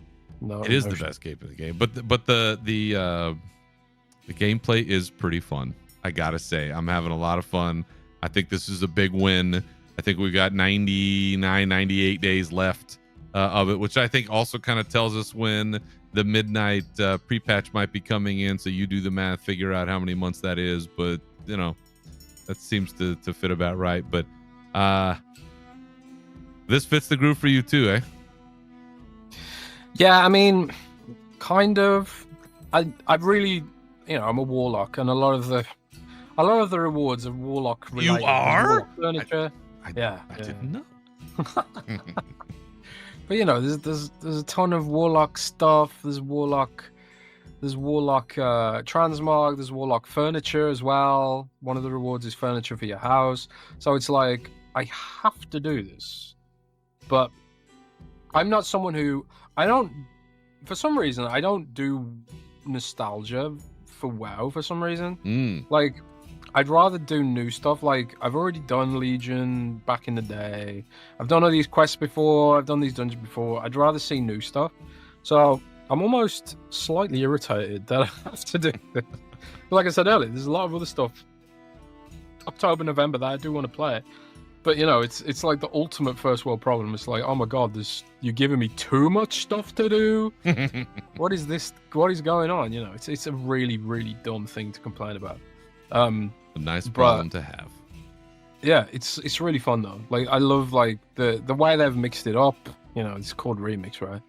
I'm playing a rogue for the first time. I've never played a rogue in 20 years, and I just thought now is probably the time to give it a try.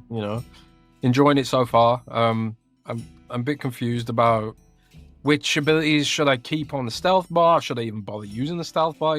I think I've never played stealth class ever. So there's some of that stuff I got to figure out. But it's nice, figuring something new out after playing casters for basically I only played Death Knight and Warlock. I applaud your bravery. I just made another warrior, so I'm just blasting right through it all. Well, I did almost think shall I just make another warlock? But I thought I'll end up with 2 warlocks then. I should probably try and play something I've not played before. So changing up a little bit. But yeah, I'm really enjoying it.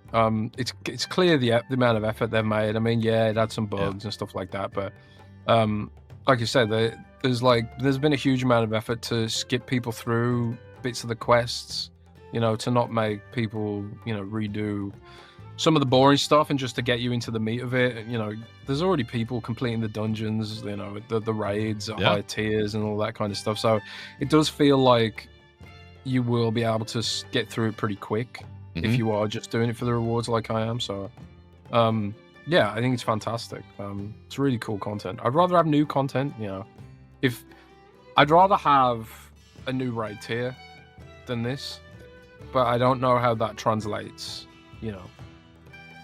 into I don't know how that translates exactly. Is it just easier to put something like this together, or cheaper or more affordable than building a new raid tier, or does it cost about the same? I honestly don't have any idea. I mean, there's clearly a lot of work that's been put into this, like you said. Yeah, well, there's clearly a lot of work. I mean, it uses all the same art assets, so I guess if you're making a new raid with all new art assets and stuff, it's probably a lot of work, and also new story assets and stuff, because they'd have to make the raid make sense within the story, and then the wider story going into midnight and all that kind of stuff. So it probably is way more work to do a raid tier, but I'd rather wait an extra couple of months and have another raid tier than go back and revisit old content. But at the same time, it's like it seems just dumb to complain about new content. So it's a nice cool problem to have. I welcome it. We are gonna get to a real solid lull here in a minute, and if we aren't there already, so having something like this to kind of take up the gap before we get to the housing stuff, and then I don't know, they'll probably never see me out in the real world again. I'm gonna be spending more time on Fake House than my real house. I'm not sure how much of a good idea that is or not. But Legion Remix, we're going to be out doing this for the next couple of months. So if you haven't tried it out already, I highly recommend just making a character, doing a time running character, and get through it. So many rewards, and a lot of great ones are cheap. There are recolors of, I think it's basically the 4 Horsemen mounts, and they're super cheap to get. They aren't available yet because we're not at the phase, because they're kind of rolling out certain rewards during certain phases. Because remember, there's the current little era of the remix that we're in right now, and then there'll be another one October 21st, that's Rise of the Nightfallen, November 4th, which is Legion Fall, and then November 18th, which is Argus Eternal, and December 9th, which is Infinite Echo. So they're gonna kind of roll these out a little bit, but there are some just phenomenal mounts I've already pegged, and I'm like, well, that's 40,000 bronze or whatever that I'm going to spend on those. Just completely overwhelming how many things you can earn. So I think there's something, I don't know how many millions if you want to get everything, but yeah, it's going to be a lot. It's going to be a good time. So if you haven't jumped in there, highly recommend it. All right. One more thing here. Trading post. So there is a trading post this month, as you know, every month. And October, I don't know if they, I know they didn't do it because of me. I know they didn't do it because of us. I know they didn't do it to celebrate 10 years of Unshackled Fury, but they very well could have. Because let me tell you, this is a Hall of Fame. The Hall of Fame, like one of the greatest of all time trading posts, if for no other reason than the Headless Horseman's Hallowed Charger, which you know what rating we got to give that. The best rating of all time. It's unreal how good this mount is, and I just blown away by that.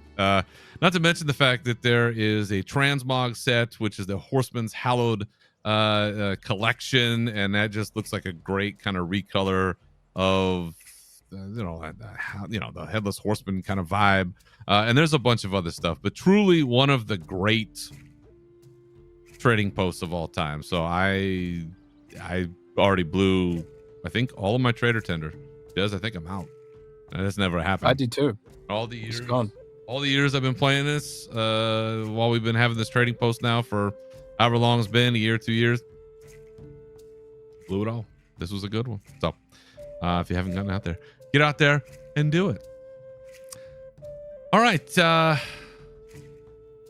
it for our news for now. But as I mentioned at the top and a couple of times, this is today, right now, in fact, probably almost to the hour.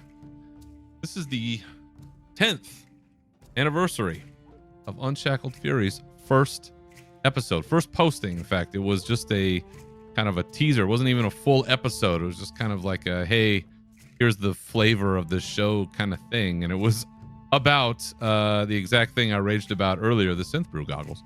And it was, I don't recommend going back and listening to your older material. Having done that again just yesterday, I stand by that. Don't do it. You just sit there and go, God, why did I do things this way? But here we are. And it is hard to believe that 10 years have gone by and I've continued to do this. So much has changed. Obviously, in the last 10 years has been quite a bit of, quite a bit of tumult in the world, let's say, even just the world at large. But tumult.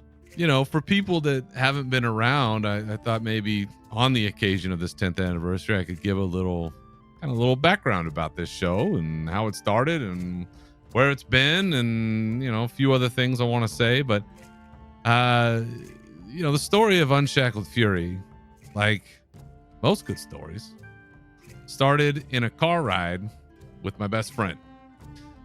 And it was years before I actually started the podcast when the homie Rommel and I were driving to San Francisco, I believe, and correct me if I'm wrong, sir, to a StarCraft tournament that was being hosted in a bar down there, and they had themed food and drinks, and it was like the GSL finals or something, and it was an awesome time. But on the ride there, he was telling me about this podcast that he was listening to, Convert to Raid, and how they had a guild, and it might be a place where we could find a guild.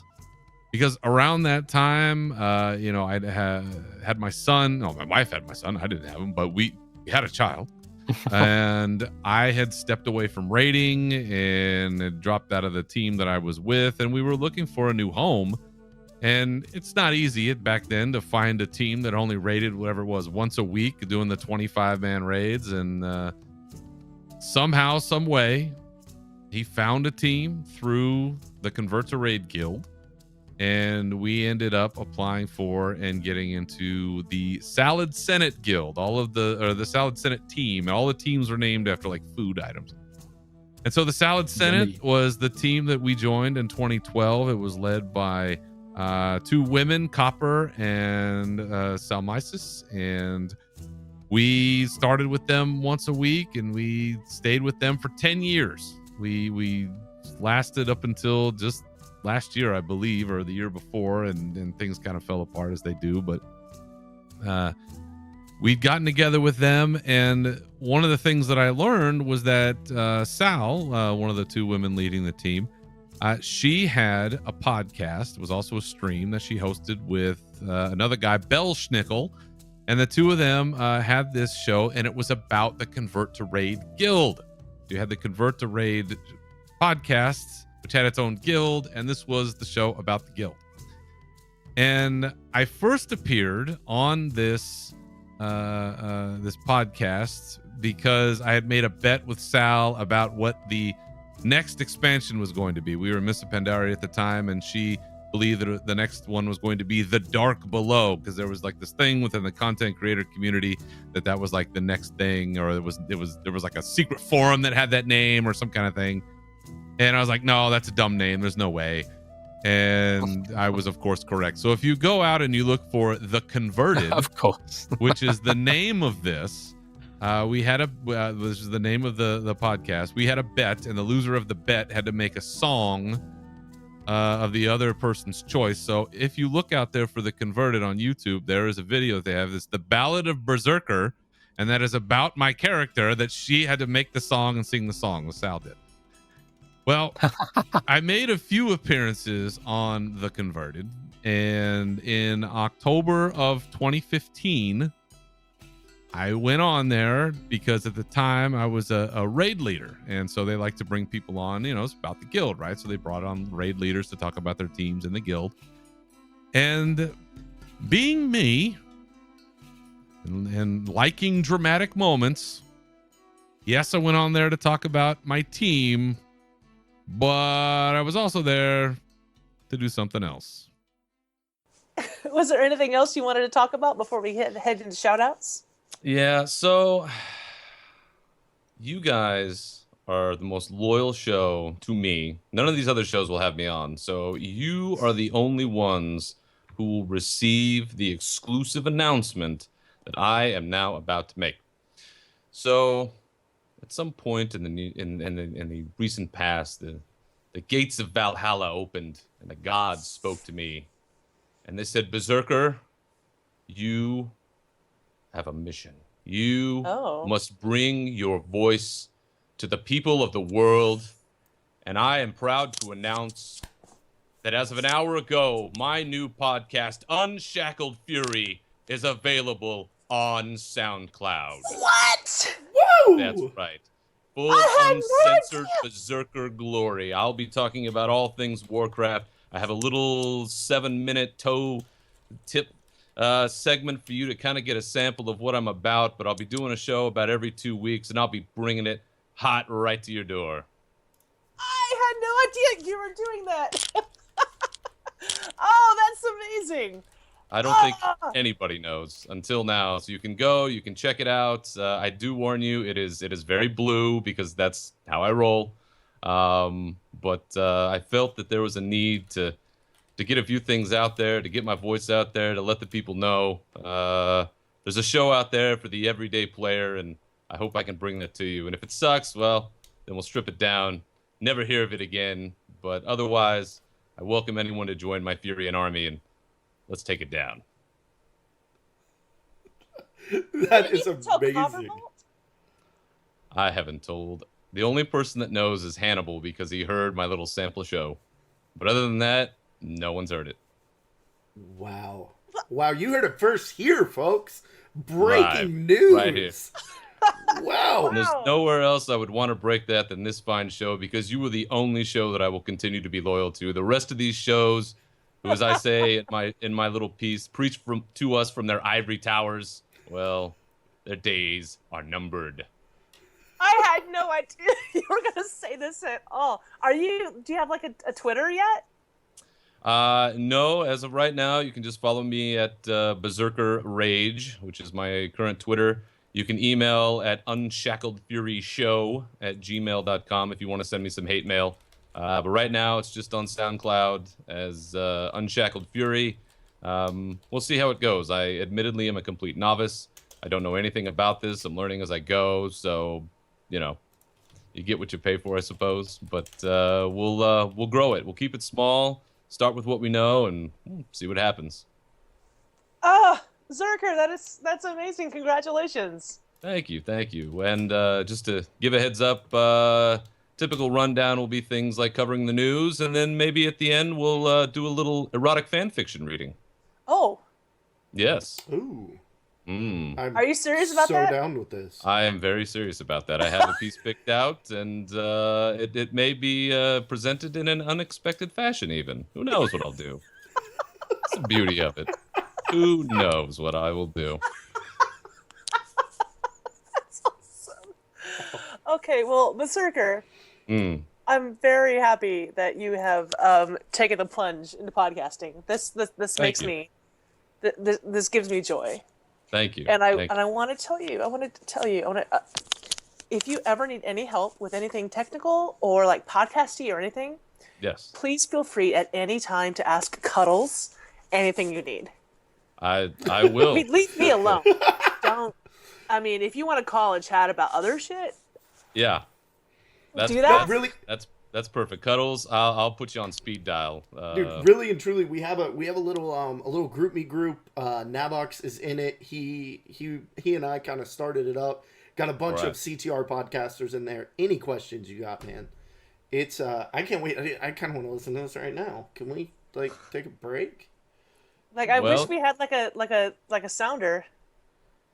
It's Yeah, only I don't 7 know. minutes. I don't know. You probably want to save it for after the show because I don't know. You probably won't need a cigarette. It's not that bad, but it'll give you a flavor of what's to come. It's just a little preview. Oh. Okay, well, say the name of it again so we can all find it on SoundCloud. It is called Unshackled Fury. Unshackled Fury. Oh, There is my a link in the goodness. chat room. I will also have a link in the show notes. And we might just drop a tweet about it a little bit later. That is crazy. I'd appreciate that, and thank you everyone. Like I said, it's this is not going to be for everyone. I will tell you that now, in the sense that this is not a G-rated show, but I hope that it's something that speaks to everyone, that gives real opinions about the things that affect us in game. I've been around a long time. I've been playing since essentially BC dropped, and I think I have a good perspective on how things have changed and why. And I'd love to share it with the rest of you. And like I said, drop me email, hit me up on Twitter, whatever. I'm open. There's no constraints to what we can do. Erotic fan fiction. Well, Alessandra Sal in is chat now room, writing one. That's what's going on in her head. says Berserker can read the erotic outro fiction. Alessandra, you're going to have to listen to Berserker's podcast, Unshackled Fury, on Alessandra SoundCloud. doesn't listen to podcasts. She doesn't listen to any podcast. She listens to all the podcasts. All of them. Only all Yes. of them. And Copper makes a great point in that if you join the Salad Senate, you get 6 more hours of listening to me Totally without free. no download required. It's all free. Wow. And it's just as uncensored there. That's true, though. Probably more so.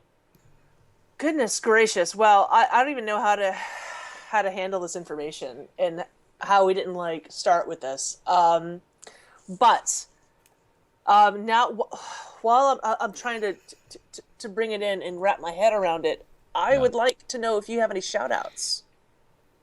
I would like to, shout out again to my team, Salad Senate and Copperbolt, for keeping us running all these years. 2, I'd like to shout out to this show, Belschnickel. I honestly and sincerely love you. Sal, you too. You know it. Cuddles, we're new friends, and you seem all right. So Oh, thank you. I love you too. Don't worry, you'll get to know me soon, and you'll. How can you not love a guy like Cuddles? So I'd like to thank the show as a whole for always supporting me and letting me on, and doing stupid stuff. And anybody out there who I've ever raided with, and whether you know it's me or not, giving me the experiences and teaching me the lessons that I feel I've had to learn to get to a point where I feel confident enough to put my voice out there and to say something I believe in. And last but not least, my family, my wife and son have always been very supportive. My son, he's 4, so he's supportive of me just doing whatever and having a game to play so we can sit on my lap and, like, you know, kill flowers and stuff when you're leveling up a Draenei. But my family has always been very supportive of the things that I want to do, as nutty as they can be at times. And that includes Hannibal, my forever romantic life partner who has seen me through thick and thin in life and in game. It's good to know who your friends are, and I have few, but I love them and trust them most deeply. So thank you all for being there for me and continuing on this awesome journey that we're all on together. So it goes on from there, but that was the origins. That was the converted. That was Sal and the co-host at the time, Cuddles. They kind of went through a few changes over there, but that was 10 years ago, almost quite literally to this moment and this day. And I made it a year. We did the first year. It was a solo gig, and I had a job change in 2016, or a promotion really, that made things quite difficult. I had just come out of a very difficult period of my life, and in that part of 2015, kind of the way of my life and the way of the world, I felt like things were really trending in the right direction, and I felt like I needed this kind of a challenge, and so I took that on, and things started to change, and in late 2016, so October to October, that's as far as it went, and then the show essentially was dead for a year. So from October to 2016 to 2017, I didn't record anything. I didn't put anything out. But I was still podcasting during that time. I joined a group from a podcast, which unfortunately is no longer around, called Organized Prime, and it was about shows on Amazon Prime. Fell in love with one of the greatest series of all time, Bosch, through that, which I really enjoyed watching. But I did that with David Troy, with Geek Chic Lisa, and others, friends of ours, that I had a really good time doing that. But I felt like in 2017 it was time to bring it back. I hadn't done the thing in a while, and I really wanted to revive Unshackled Fury, and I had a lot to say and a lot to do, and it just felt right. So former co-host of The Converted, Navox, joined me at that point, and Navox and I ran together until just a few years ago, June of 2021. So for a number of years there, we podcasted, and we went through the depths of Battle for Azeroth and Shadowlands, and all kind of crazy stuff that was going on there, and had a good time doing that. And then in 2022, that's when I joined up with Warcraft Radio, who became Bonus Roll Productions, and enjoyed my time there with them. And that was until Jez, you joined me, and we've been now here together for a couple of years, and we left. It's been 2 years already. It's been 2 years already. January of 2024. Time flies, man. Left Warcraft Radio at the end of last year, and now kind of here we are. This is the sort of modern iteration at 10 years of Unshackled Fury. So started in Warlords, which I don't know why anybody would have done that, because Warlords was like the worst time to do anything Warcraft related. It was really bad. But through Legion, Battle for Azeroth, Shadowlands, Dragonflight, The War Within, that's the era of Unshackled Fury. And as I mentioned, I think earlier, a lot has changed in that time. I've certainly changed. I've gone through a couple of job jumps, like I said before. My who was then just a toddler is now a fully grown, smelly teen who is now taller than me, which is crazy. I've moved. You see the background of the place that I showed is different than where you see now. So different place. But I myself, obviously have aged. I'm older, I'm grayer, hopefully a little wiser. I've lost a lot of people between now and then, and I'm kind of at a point where, at this age, you really start feeling things and seeing things, and there's a clarity of perspective that I don't think that you can have until you've lived a certain amount of life to be able to look back and kind of see things in a certain sort of way. And I find myself being really grateful for the experiences that I've had doing this show, BlizzCons, making the friends that I have, the D&D group that I'm a part of now, which is made up of other podcasters and other friends. Being with those folks, I certainly wouldn't be part of that. And we've been going on several years now. Looking back at this show, it's always been a diary for me. And, I appreciate Jez's and previously Navox's indulgences because, this is very much a platform for me to kind of get shit out of my brain and to talk about my life, and obviously opportunity for anybody else that's on here to do the same. But it's always been an opportunity for me to put those kinds of things out there, and whether anybody hears it or not, it's there. There's a lot of ego involved in this, I'm not gonna lie. The way it started, the way it is, I think you have to feel and think a certain kind of way to doing it. And I look back on kind of where I started versus now. I do think I've probably mellowed a little bit. But that's, I think, what comes with age. So, looking back on it all, it does make you ask big questions about the future. 10 years is, I think, a really nice round number. And as I mentioned before, I do like dramatic statements. So what better time, I would ask, to surprise your listeners, your family, your friends, and your co-host to announce that this is the end of the show. If there is a better time, I'm going to find out, because we're going to keep going. This is absolutely not the end of the show. I have no desire to end this podcast. So you have no concerns or worries there. I think, reminiscing a lot, you do sort of think about those things, but there's still gas in this tank, and we're still going to be plowing forward, as there's a lot of things that are coming up. We got the World Soul Saga to round out. We got BlizzCon coming back next year. We got a lot of things on our plates, and I'm really excited about it, and I can't imagine walking away from it now. So I know sometimes people tend to look back and think, oh, maybe this is like the right time. This ain't the right time. This ain't it. I'm sure there'll be a day somewhere, I don't know, in the deep distant future, but it ain't today. So sorry, Jez. I'm not letting you off the hook quite that early. So with that in mind, I do have a list of people that I do want to thank for this journey that I've been on, and all of us have been on along the way. And first, I'd like to thank Sal and Belle from The Converted, where kind of this podcast journey all began.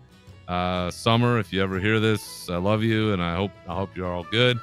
The Salad Senate folks, my raid team, we're together 10 years, and technically there's still a group somewhere, and everybody there, all the shit that we went through over the years, good, bad, births, deaths, and otherwise, I cherish and value all of those experiences that we had. And Barian, one of the best raid leaders I ever had over there, and buddy, I miss you, and everybody else, hope all is well, especially Copperbolt, the other originator of this Salad Senate, who came up with my graphics and for this show, and helped me out with all of my iconography and everything else. So Charity, if you hear this, love you too, and hope all is well.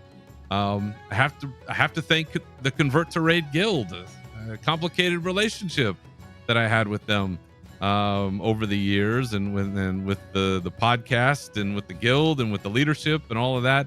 But if it wasn't for them, none of these experiences for me would exist. So a big thank you to everybody over there. To Navox, the first co-host that was brave enough to come on with me. I love you, brother, and hope all is well with you. And always had a good time. And we got to get you back on here at some point and jam at least for one episode. And Jez, to you, thank you for being here and taking a chance when you are part of arguably one of the largest podcasts that exists in this space, and every number backs that up, every metric I can think of. And so to take a chance and to come down to this tiny little spot in the corner of the world, and bring all of your knowledge and your passion, it really means a lot. And I always enjoy talking with you and when we record and are able to make our cinema. I always think it's a good time, and I always walk away with a smile on my face and really proud of what we're putting together. And I hope you feel the same and want to continue on, because I think we do make some magic here. I agree. Excellent. Ro, who I mentioned earlier, he was one of the first people that really brought me on to another podcast when I was talking a bunch of shit early on and making waves with this podcast and making people mad. He brought me on and kind of pushed me on some things. So thank you, Ro, for being one of my earliest supporters. To Jason Lucas, who was part of the Starting Zone podcast, one of the first ones I beefed with, and they didn't really know because they were somebody and I was nobody, and I burned every bridge like within my first 10 episodes of doing this podcast. And I'm glad that we were able to make amends, and I had the greatest BlizzCon experience because of you, sir. And I really appreciate you pushing me out of my comfort zone and making me be there at the opening ceremonies and being able to talk to you and run things by you. I really appreciate that as well. And thank you for being so helpful to me. To the Warcraft Radio folks, it was brief, but it was fun. And everybody there was always really supportive. Athelis, Ketra, Manny from For Azeroth, the technically PvP boys, and everybody else. You took a chance on bringing a guy in that didn't really fit with the rest of your group, and for what it was fun. Allie over at originally she had Dungeon Fables was her podcast, and now we've got her podcast that she does with Jin, and I'm tired, so you'll have to forgive me. I'm totally forgetting the name of your podcast. This is the worst because like they're my friends and I should know this, and my brain is just like overloaded right now. But Allie's been a real support for me, and we've had a lot of talks about a lot of things, and having those kinds of friends out there is important. And I thank you for being part of that. And Jin, we've been to some shows together. We've been to some metal shows. You, me, and the homie Rommel. We've had some good times, and I always appreciate your sort of feedback for me on that one episode where my audio was fucked up, and you told me about it just to keep me honest. I really appreciate you doing that for me. Jay and Desma Fisto, you came on and you were two members of the community that taught me a lot. Specifically, you both about the struggles and the challenges of being trans individuals in a world that is just entirely hostile to you, and sharing your stories and being open to me and the conversations that we've had over the years. I think it was really eye-opening to me, and I appreciate that perspective. And Live Laugh Lore, by the way, is the podcast for Allie and Jen, so please forgive me for my lateness on that one. Other podcasters, you've influenced me one way or another, a lot of the Warcraft folks, so thank you for taking a chance on doing something, following your passion. The Blizzard team, the Warcraft team, I wouldn't obviously have anything to talk about if you weren't working hard and doing what you do. And specifically the people in the content creator space supporting this show and including me at the VIP table and sometimes the Crystal table. You don't have to, but you do.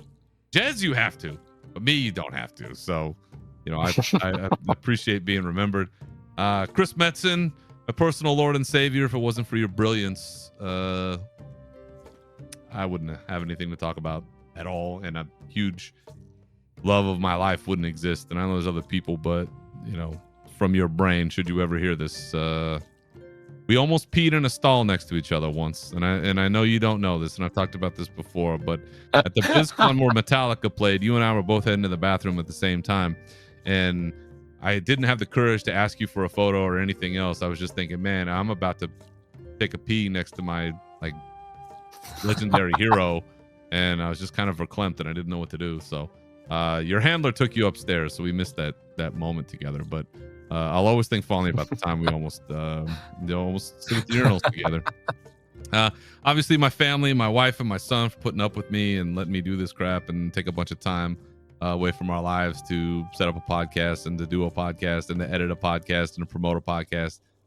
It takes a lot of time and effort to do all of this stuff, and I'm not saying this because I want a pat on the back or anything, but it takes a lot of time to do it, and it takes a lot of time away from family, and so you know their continued indulgence means a lot.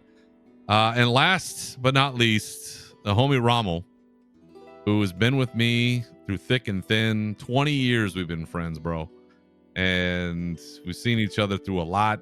And you are the person I always have in mind when I'm recording, because you're the prime audience, and you've been such a steady friend for me through so much, and there's still more to go, and I can't wait to continue on having the adventures and the fun that we're having.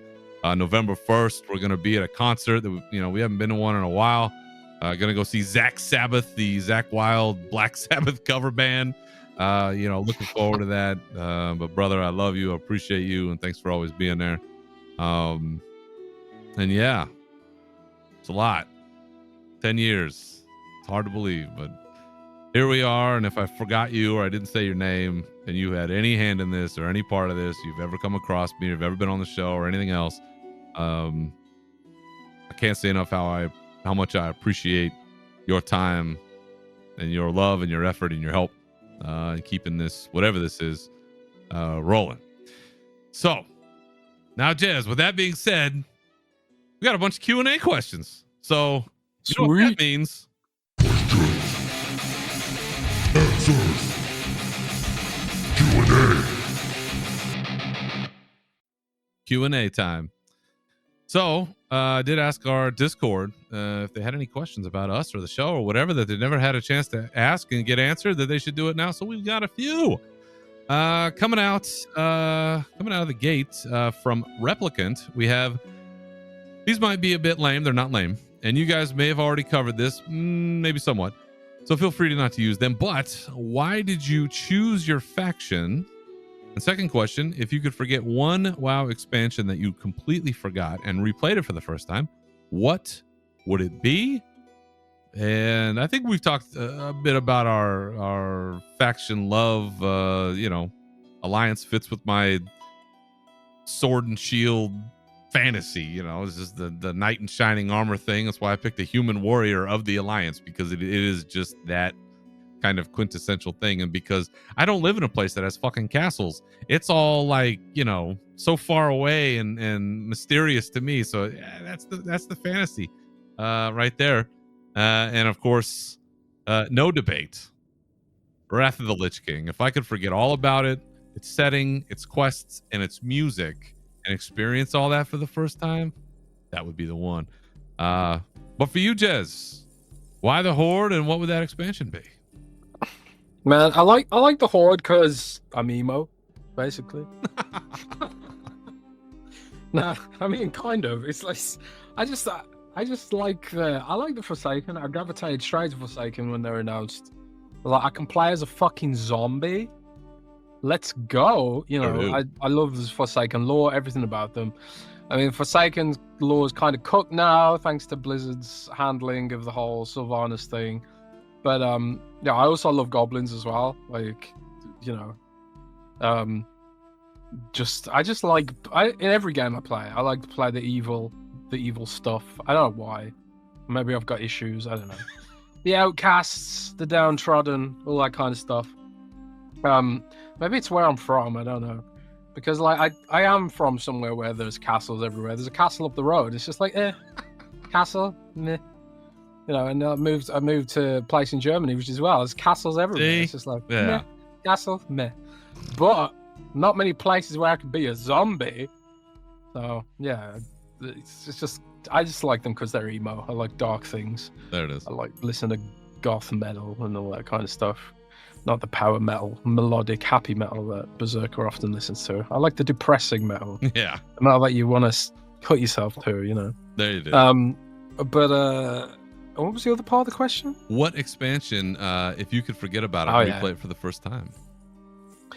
Honestly, I think Burning Crusade for me. Mm. It was Burning Crusade for me because it was the first expansion. Obviously, I played in vanilla, and I was still so excited about the game back then. I still love the game, but it's sort of like, it's almost like, I don't know. It's just something I do now. Mm-hmm. I still love the game, but it's that sense of wonder. Just when you've been playing it for 20 years, I don't think you have that anymore. But going to like because I had a lot of nostalgia for Warcraft 3 as well. So going straight into like the Dark Portal and, you know, seeing Hellfire Peninsula and all the skulls on the floor and Mm-hmm. the music, man, just that sort of like or dark, organic organ music starts playing the moment you step through the portal, which is like 100 times bigger on the other side. It's just like, wow, this is just absolutely insane. And it was so different from the base game, so alien. Like we're literally on an alien planet, but well, like literally speaking, on an alien planet. Yep. So that was it for me. I like Wrath, but nah, like as a raider, I feel like Wrath had a lot of issues. Like Naxxramas too easy. Ulduar was perfect, but then Trial of Crusader was awful. I think Trial of Crusader is the worst raid they've ever put in the game. I hated that. So like I know a lot people have a lot of nostalgia for that expansion, but I think the context side wasn't spectacular. And maybe I'm misremembering what Burning Crusade was like, but I felt like the content cycle in Burning Crusade was like a bit better. And I don't know, and I might be misremembering that nostalgia goals or something. But yeah, Burning Crusade was just such a time in my life. I think I was also unemployed, so I was like, all I was doing all day, every day, was playing Warcraft. Same during Wrath for me. So maybe the unemployment is the key here. Is when did we have the most time to play? Yeah. All right, next up from Snope, it's an alternative timeline where you decided to main a different class, but you're still doing the podcast. Which class did you choose, and what ability did you name the podcast after? If it wasn't Warrior, it would be Paladin, and it would be Final Verdict. That would be probably the name of the podcast. And instead of doing a weekly rage segment, I would probably pick something where there had to be like a courtroom, like a verdict. And so it was like, is this thing shit or not? Verdict, guilty. Like, this thing is shit or whatever. Like, that's probably what it would be. Something like that. Some kind of Paladin thing. Because that's you know. Or it'd be a Death Knight thing, but I didn't really look at the Death Knight stuff. But Paladin, that's probably it. All right. Next up, Allie. Why did you start podcasting to begin with, and what keeps you going? What are you most grateful for in the last 10 years of podcasting? I started because of ego. I started because I thought I could do something and I could do it better than other folks. And I got another question here that I'm going to answer a little more fully later, but it was 100% ego, and I thought that it would be easy and I could do it. That's essentially why I started. And I felt like I was in a place where I could do it. What am I most grateful? What keeps me going? Honestly, it's the people. It's right now. It's getting to come on and talk to Jez, and sometimes to myself. It's always fun. That's fun, and I need fun right now. We all need fun right now. So that's really what keeps it going. And then most grateful for, I know it's cliche, but it's the people. It's the people. The community that we're in now, I horribly misjudged at the start. Like housing, things that I'm happy to be wrong about. I horribly misjudged, I think, the podcast community. Not all of it, but I think enough of it where it's like, there's good people here. So, but for you, Jez, you got Christ, you got 2 podcasts. What keeps you going in the podcasting landscape? It's kind of like, for me, it's adjacent to my day job. You know, it keeps me sort of like, it gives me an excuse to double down on research and things like that. And for my other podcast, monetize that. There you go. But honestly, like the way me and Rand started was we were talking about Xbox in a Skype call, and you know, Rand had like these insights that I'd never heard anyone talking about, and I was just like, shit, we should live stream what Rand is saying, you know, basically. And I was like, we should do a podcast, man. There was other Xbox podcast dudes doing it. I suppose part of it's ego, but I wasn't by myself, right? Yeah. Because I was just like, I want to monetize Rand, you know. So for me, it was greed. And now I'm like, oh, true goblin spirit. This Berserker Rage guy is like pretty good. We should I should slowly, gradually convince him to put this on YouTube, and then slowly, gradually convince him to make a Patreon. Slowly, gradually convince him while you do all the work. Yeah. How'd that work out? Yeah. Well, we'll be on YouTube. Like Probably not goblin. the rest of that stuff, but YouTube, we're gonna give it a shot. So, those are good reasons. What I'm are you goblin, most? man. What can I say? You're a goblin. You have to. What are you most grateful for in all these years of podcast? The money. There it is. Thanks for all the money. It's honestly, it's the community is amazing, you know, because game journalism can be, as you probably are aware, full of very, very upset, angry, hateful people. Especially if you're covering Xbox for some reason. I don't know what it is about Xbox, but people get really, really mad about Xbox. And I suppose part of it is because, you know, Microsoft's a big, nasty corporation, and they are, you know.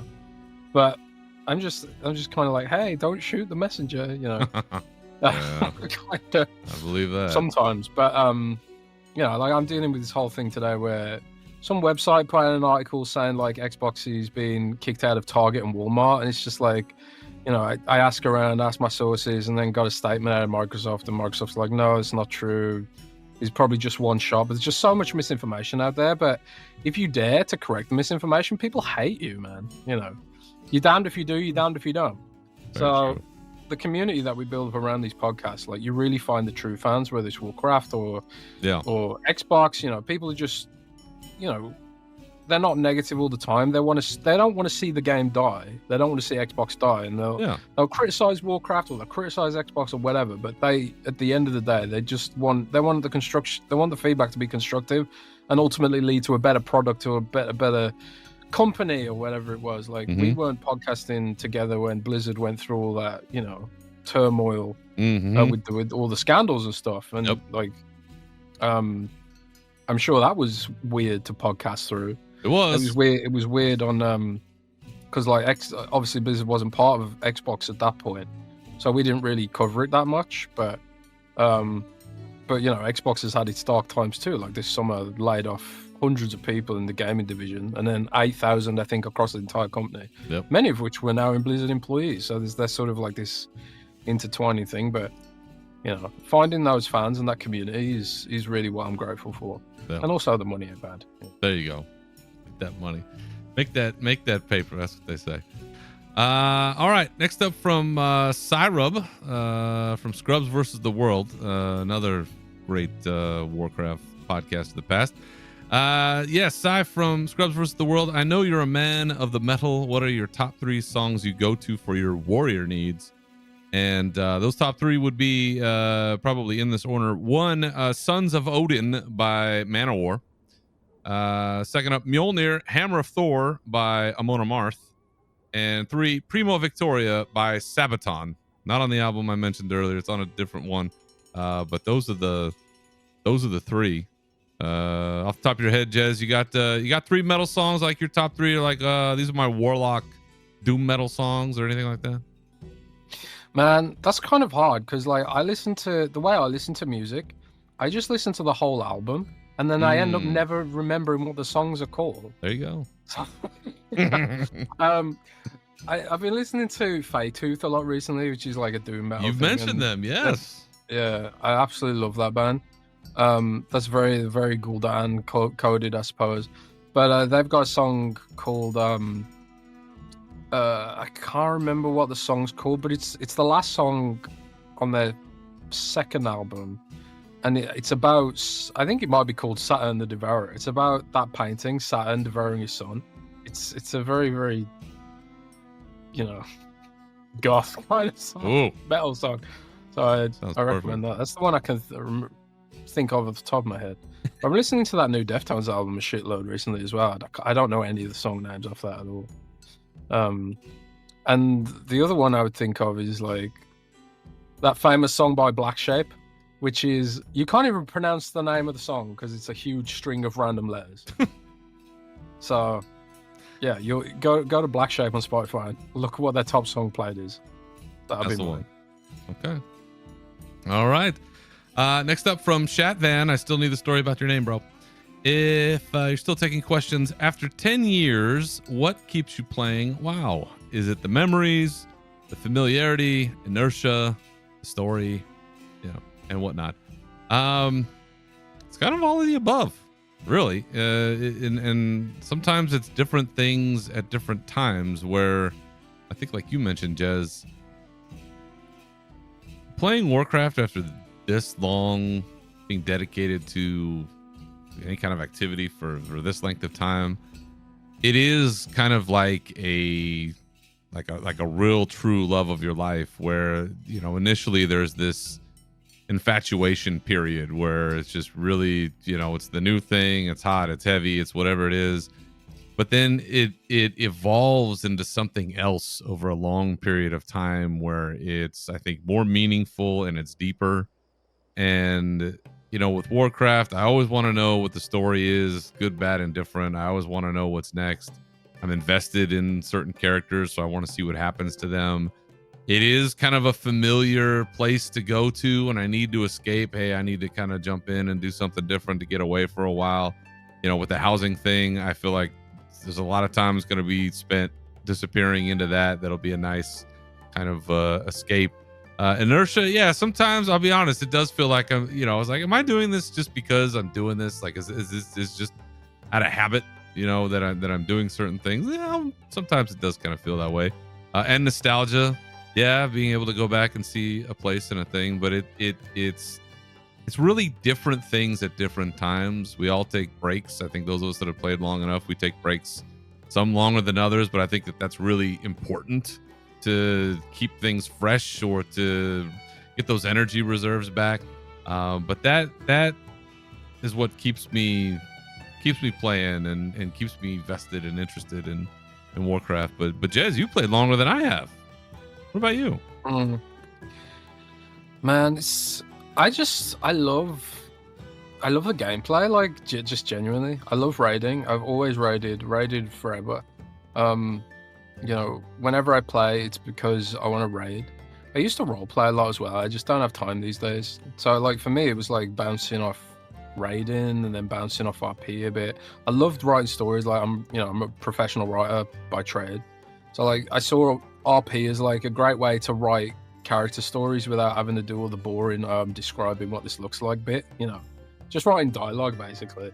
Yeah. And we wrote some really great stories. Like we role played the whole Wrath of Lich King campaign back in the day. Nice. RP walking across the entire continent. Wow. And then battling through every zone. Doing the big RP battles, and then it was awesome, man. It was so cool back in the day. So nerdy. I completely concede that, but yeah, it was fun as hell.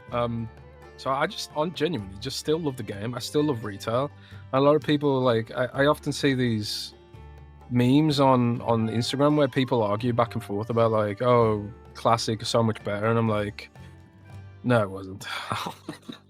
People like act like Classic was more complicated. It's like, bro, my damage rotation in Classic was Curse of Shadows and then spam Shadow Bolt, one button. People say like the one button rotation's easy. It's like, bro, that was what Classic used to be like. It was the whole game was one button rotation. There it is. But yeah, I just I do wish the story was better. Sure, I got a lot of reservations about the way they handled the story, and I think we could have a wider discussion about the patch cadence is very nice and fast now, but I think it feels so fast they don't iterate on the story enough, which damages the lore in general. But yeah, man, I just love the game. There's no other way of saying it. There you go.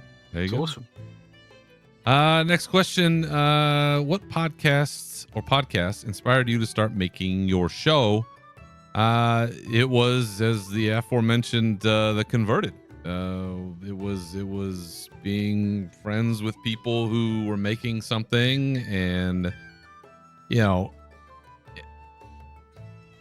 when I was part of the Convert to Raid Guild, it was a time when it was like a concentrated creative time where you had all of these people in the guild that had podcasts. And I mean, you basically just trip across any number of podcasts that were out in 2015, 2016, and there was probably somebody who was in the Convert to Raid Guild. It was a huge guild at the time, but it was just, there was just a lot of it going on, and I was younger, a little angrier, so I felt like I had something to say, honestly, and I don't know that I've ever even admitted this out loud on this podcast, but a lot of what it was that I was being ignored by the leadership of my own guild, who happened to have a podcast, and I hated it. And so I felt like I would rather that God be angry at me than not know who I was at all. And so I started the podcast as almost like a poke in the eye to the management who wouldn't give me the time of day. And that's pure ego speaking of like, I'm going to do this thing. And you go back and you listen to it. I'm very open about people, podcasting from their ivory towers. And like, that's who I was talking about.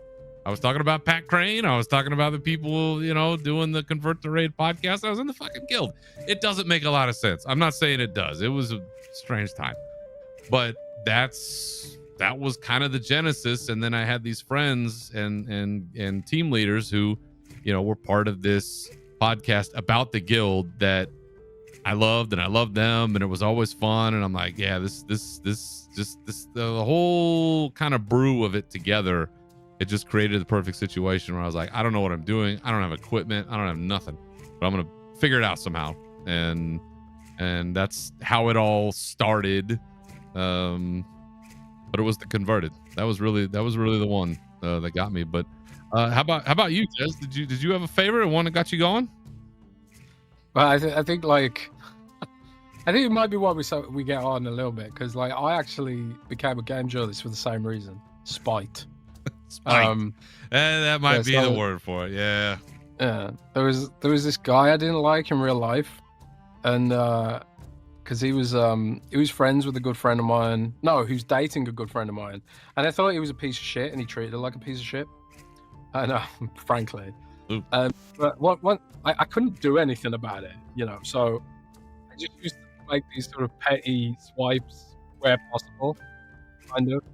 And he was a big Apple fan. Huge Apple fan. He had Steve Jobs' book on his coffee table. He had the room. Really, this is like 2012, 2013, something like that. And I didn't even have a smartphone at the time. I think I had one of those dumb phones. Yeah. And he was like, oh, you should get an iPhone. He was always telling me to get an iPhone. So to spite him, I got a Windows phone. No. At least iPhone phone I could think of. And Windows phone was in this weird place where it was just like how do you use this phone? It was like it was a niche phone. It had a really niche community. And one of the only apps that worked on it was Twitter, So like I got on Twitter from that, and then from that I discovered the Windows Phone community through Twitter, and then from that I started tweeting about Windows Phone at work during the day, and then I started blogging about Windows Phone, and it's like, oh, Windows Phone has Xbox on it. And then, yeah, you can see where this is going, right? So it was the spite that drove me initially, and now I've got an entire career built on hate. Look at you. See, you made it work. This just became a sad little hobby for me, but you actually like blew this whole thing up and made money off it. So that's the right way, folks. If you're gonna use spite as a motivator, follow Jez's example. Don't follow mine. All right.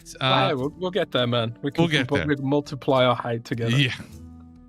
last question as we wrap this up. If and this is from Tetsemi, if Monk had been available when you started playing and one of its talents was Fists of Fury, would you have played it, and would the show title still be the same? I've never played Monk. I'm just gonna tell you right now, I never played Monk. I have no desire to play one. They could have an ability called Berserker Presents Unshackled Fury, and I probably still wouldn't play it. So no, the show title would not change, and I've never played Monk, but I like the way you think, Tetsevi. So appreciate what you got there.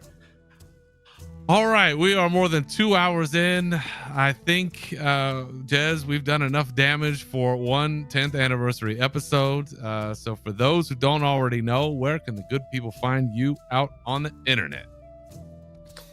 You can find me, Jez Corden, JezCorden, on pretty much everything. Blue Sky, Twitter, and well, I say pretty much everything, but it's just Blue Sky and Twitter. I don't really do it. Social media, and also Windows Central. And YouTube, I suppose. There you go. All right. My thanks to you, sir, once again for joining me on this ride, and my thanks to all of you for watching or listening to me now and to us, or to me over the years, and those that have been with me. Really means a lot to have anybody else that really cares about this thing.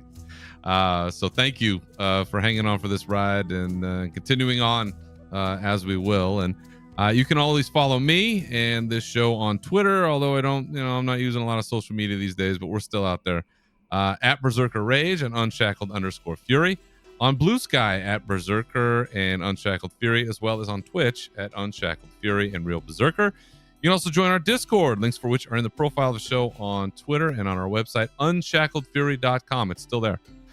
Feel free to contact the show with your questions, comments, or otherwise through any of those resources, or email us at unshackledfuryshow@gmail.com, and you can find us wherever you get your podcasts. So thank you for listening, and remember, keep your swords wet and your banners high, and we'll see you next time. Farewell.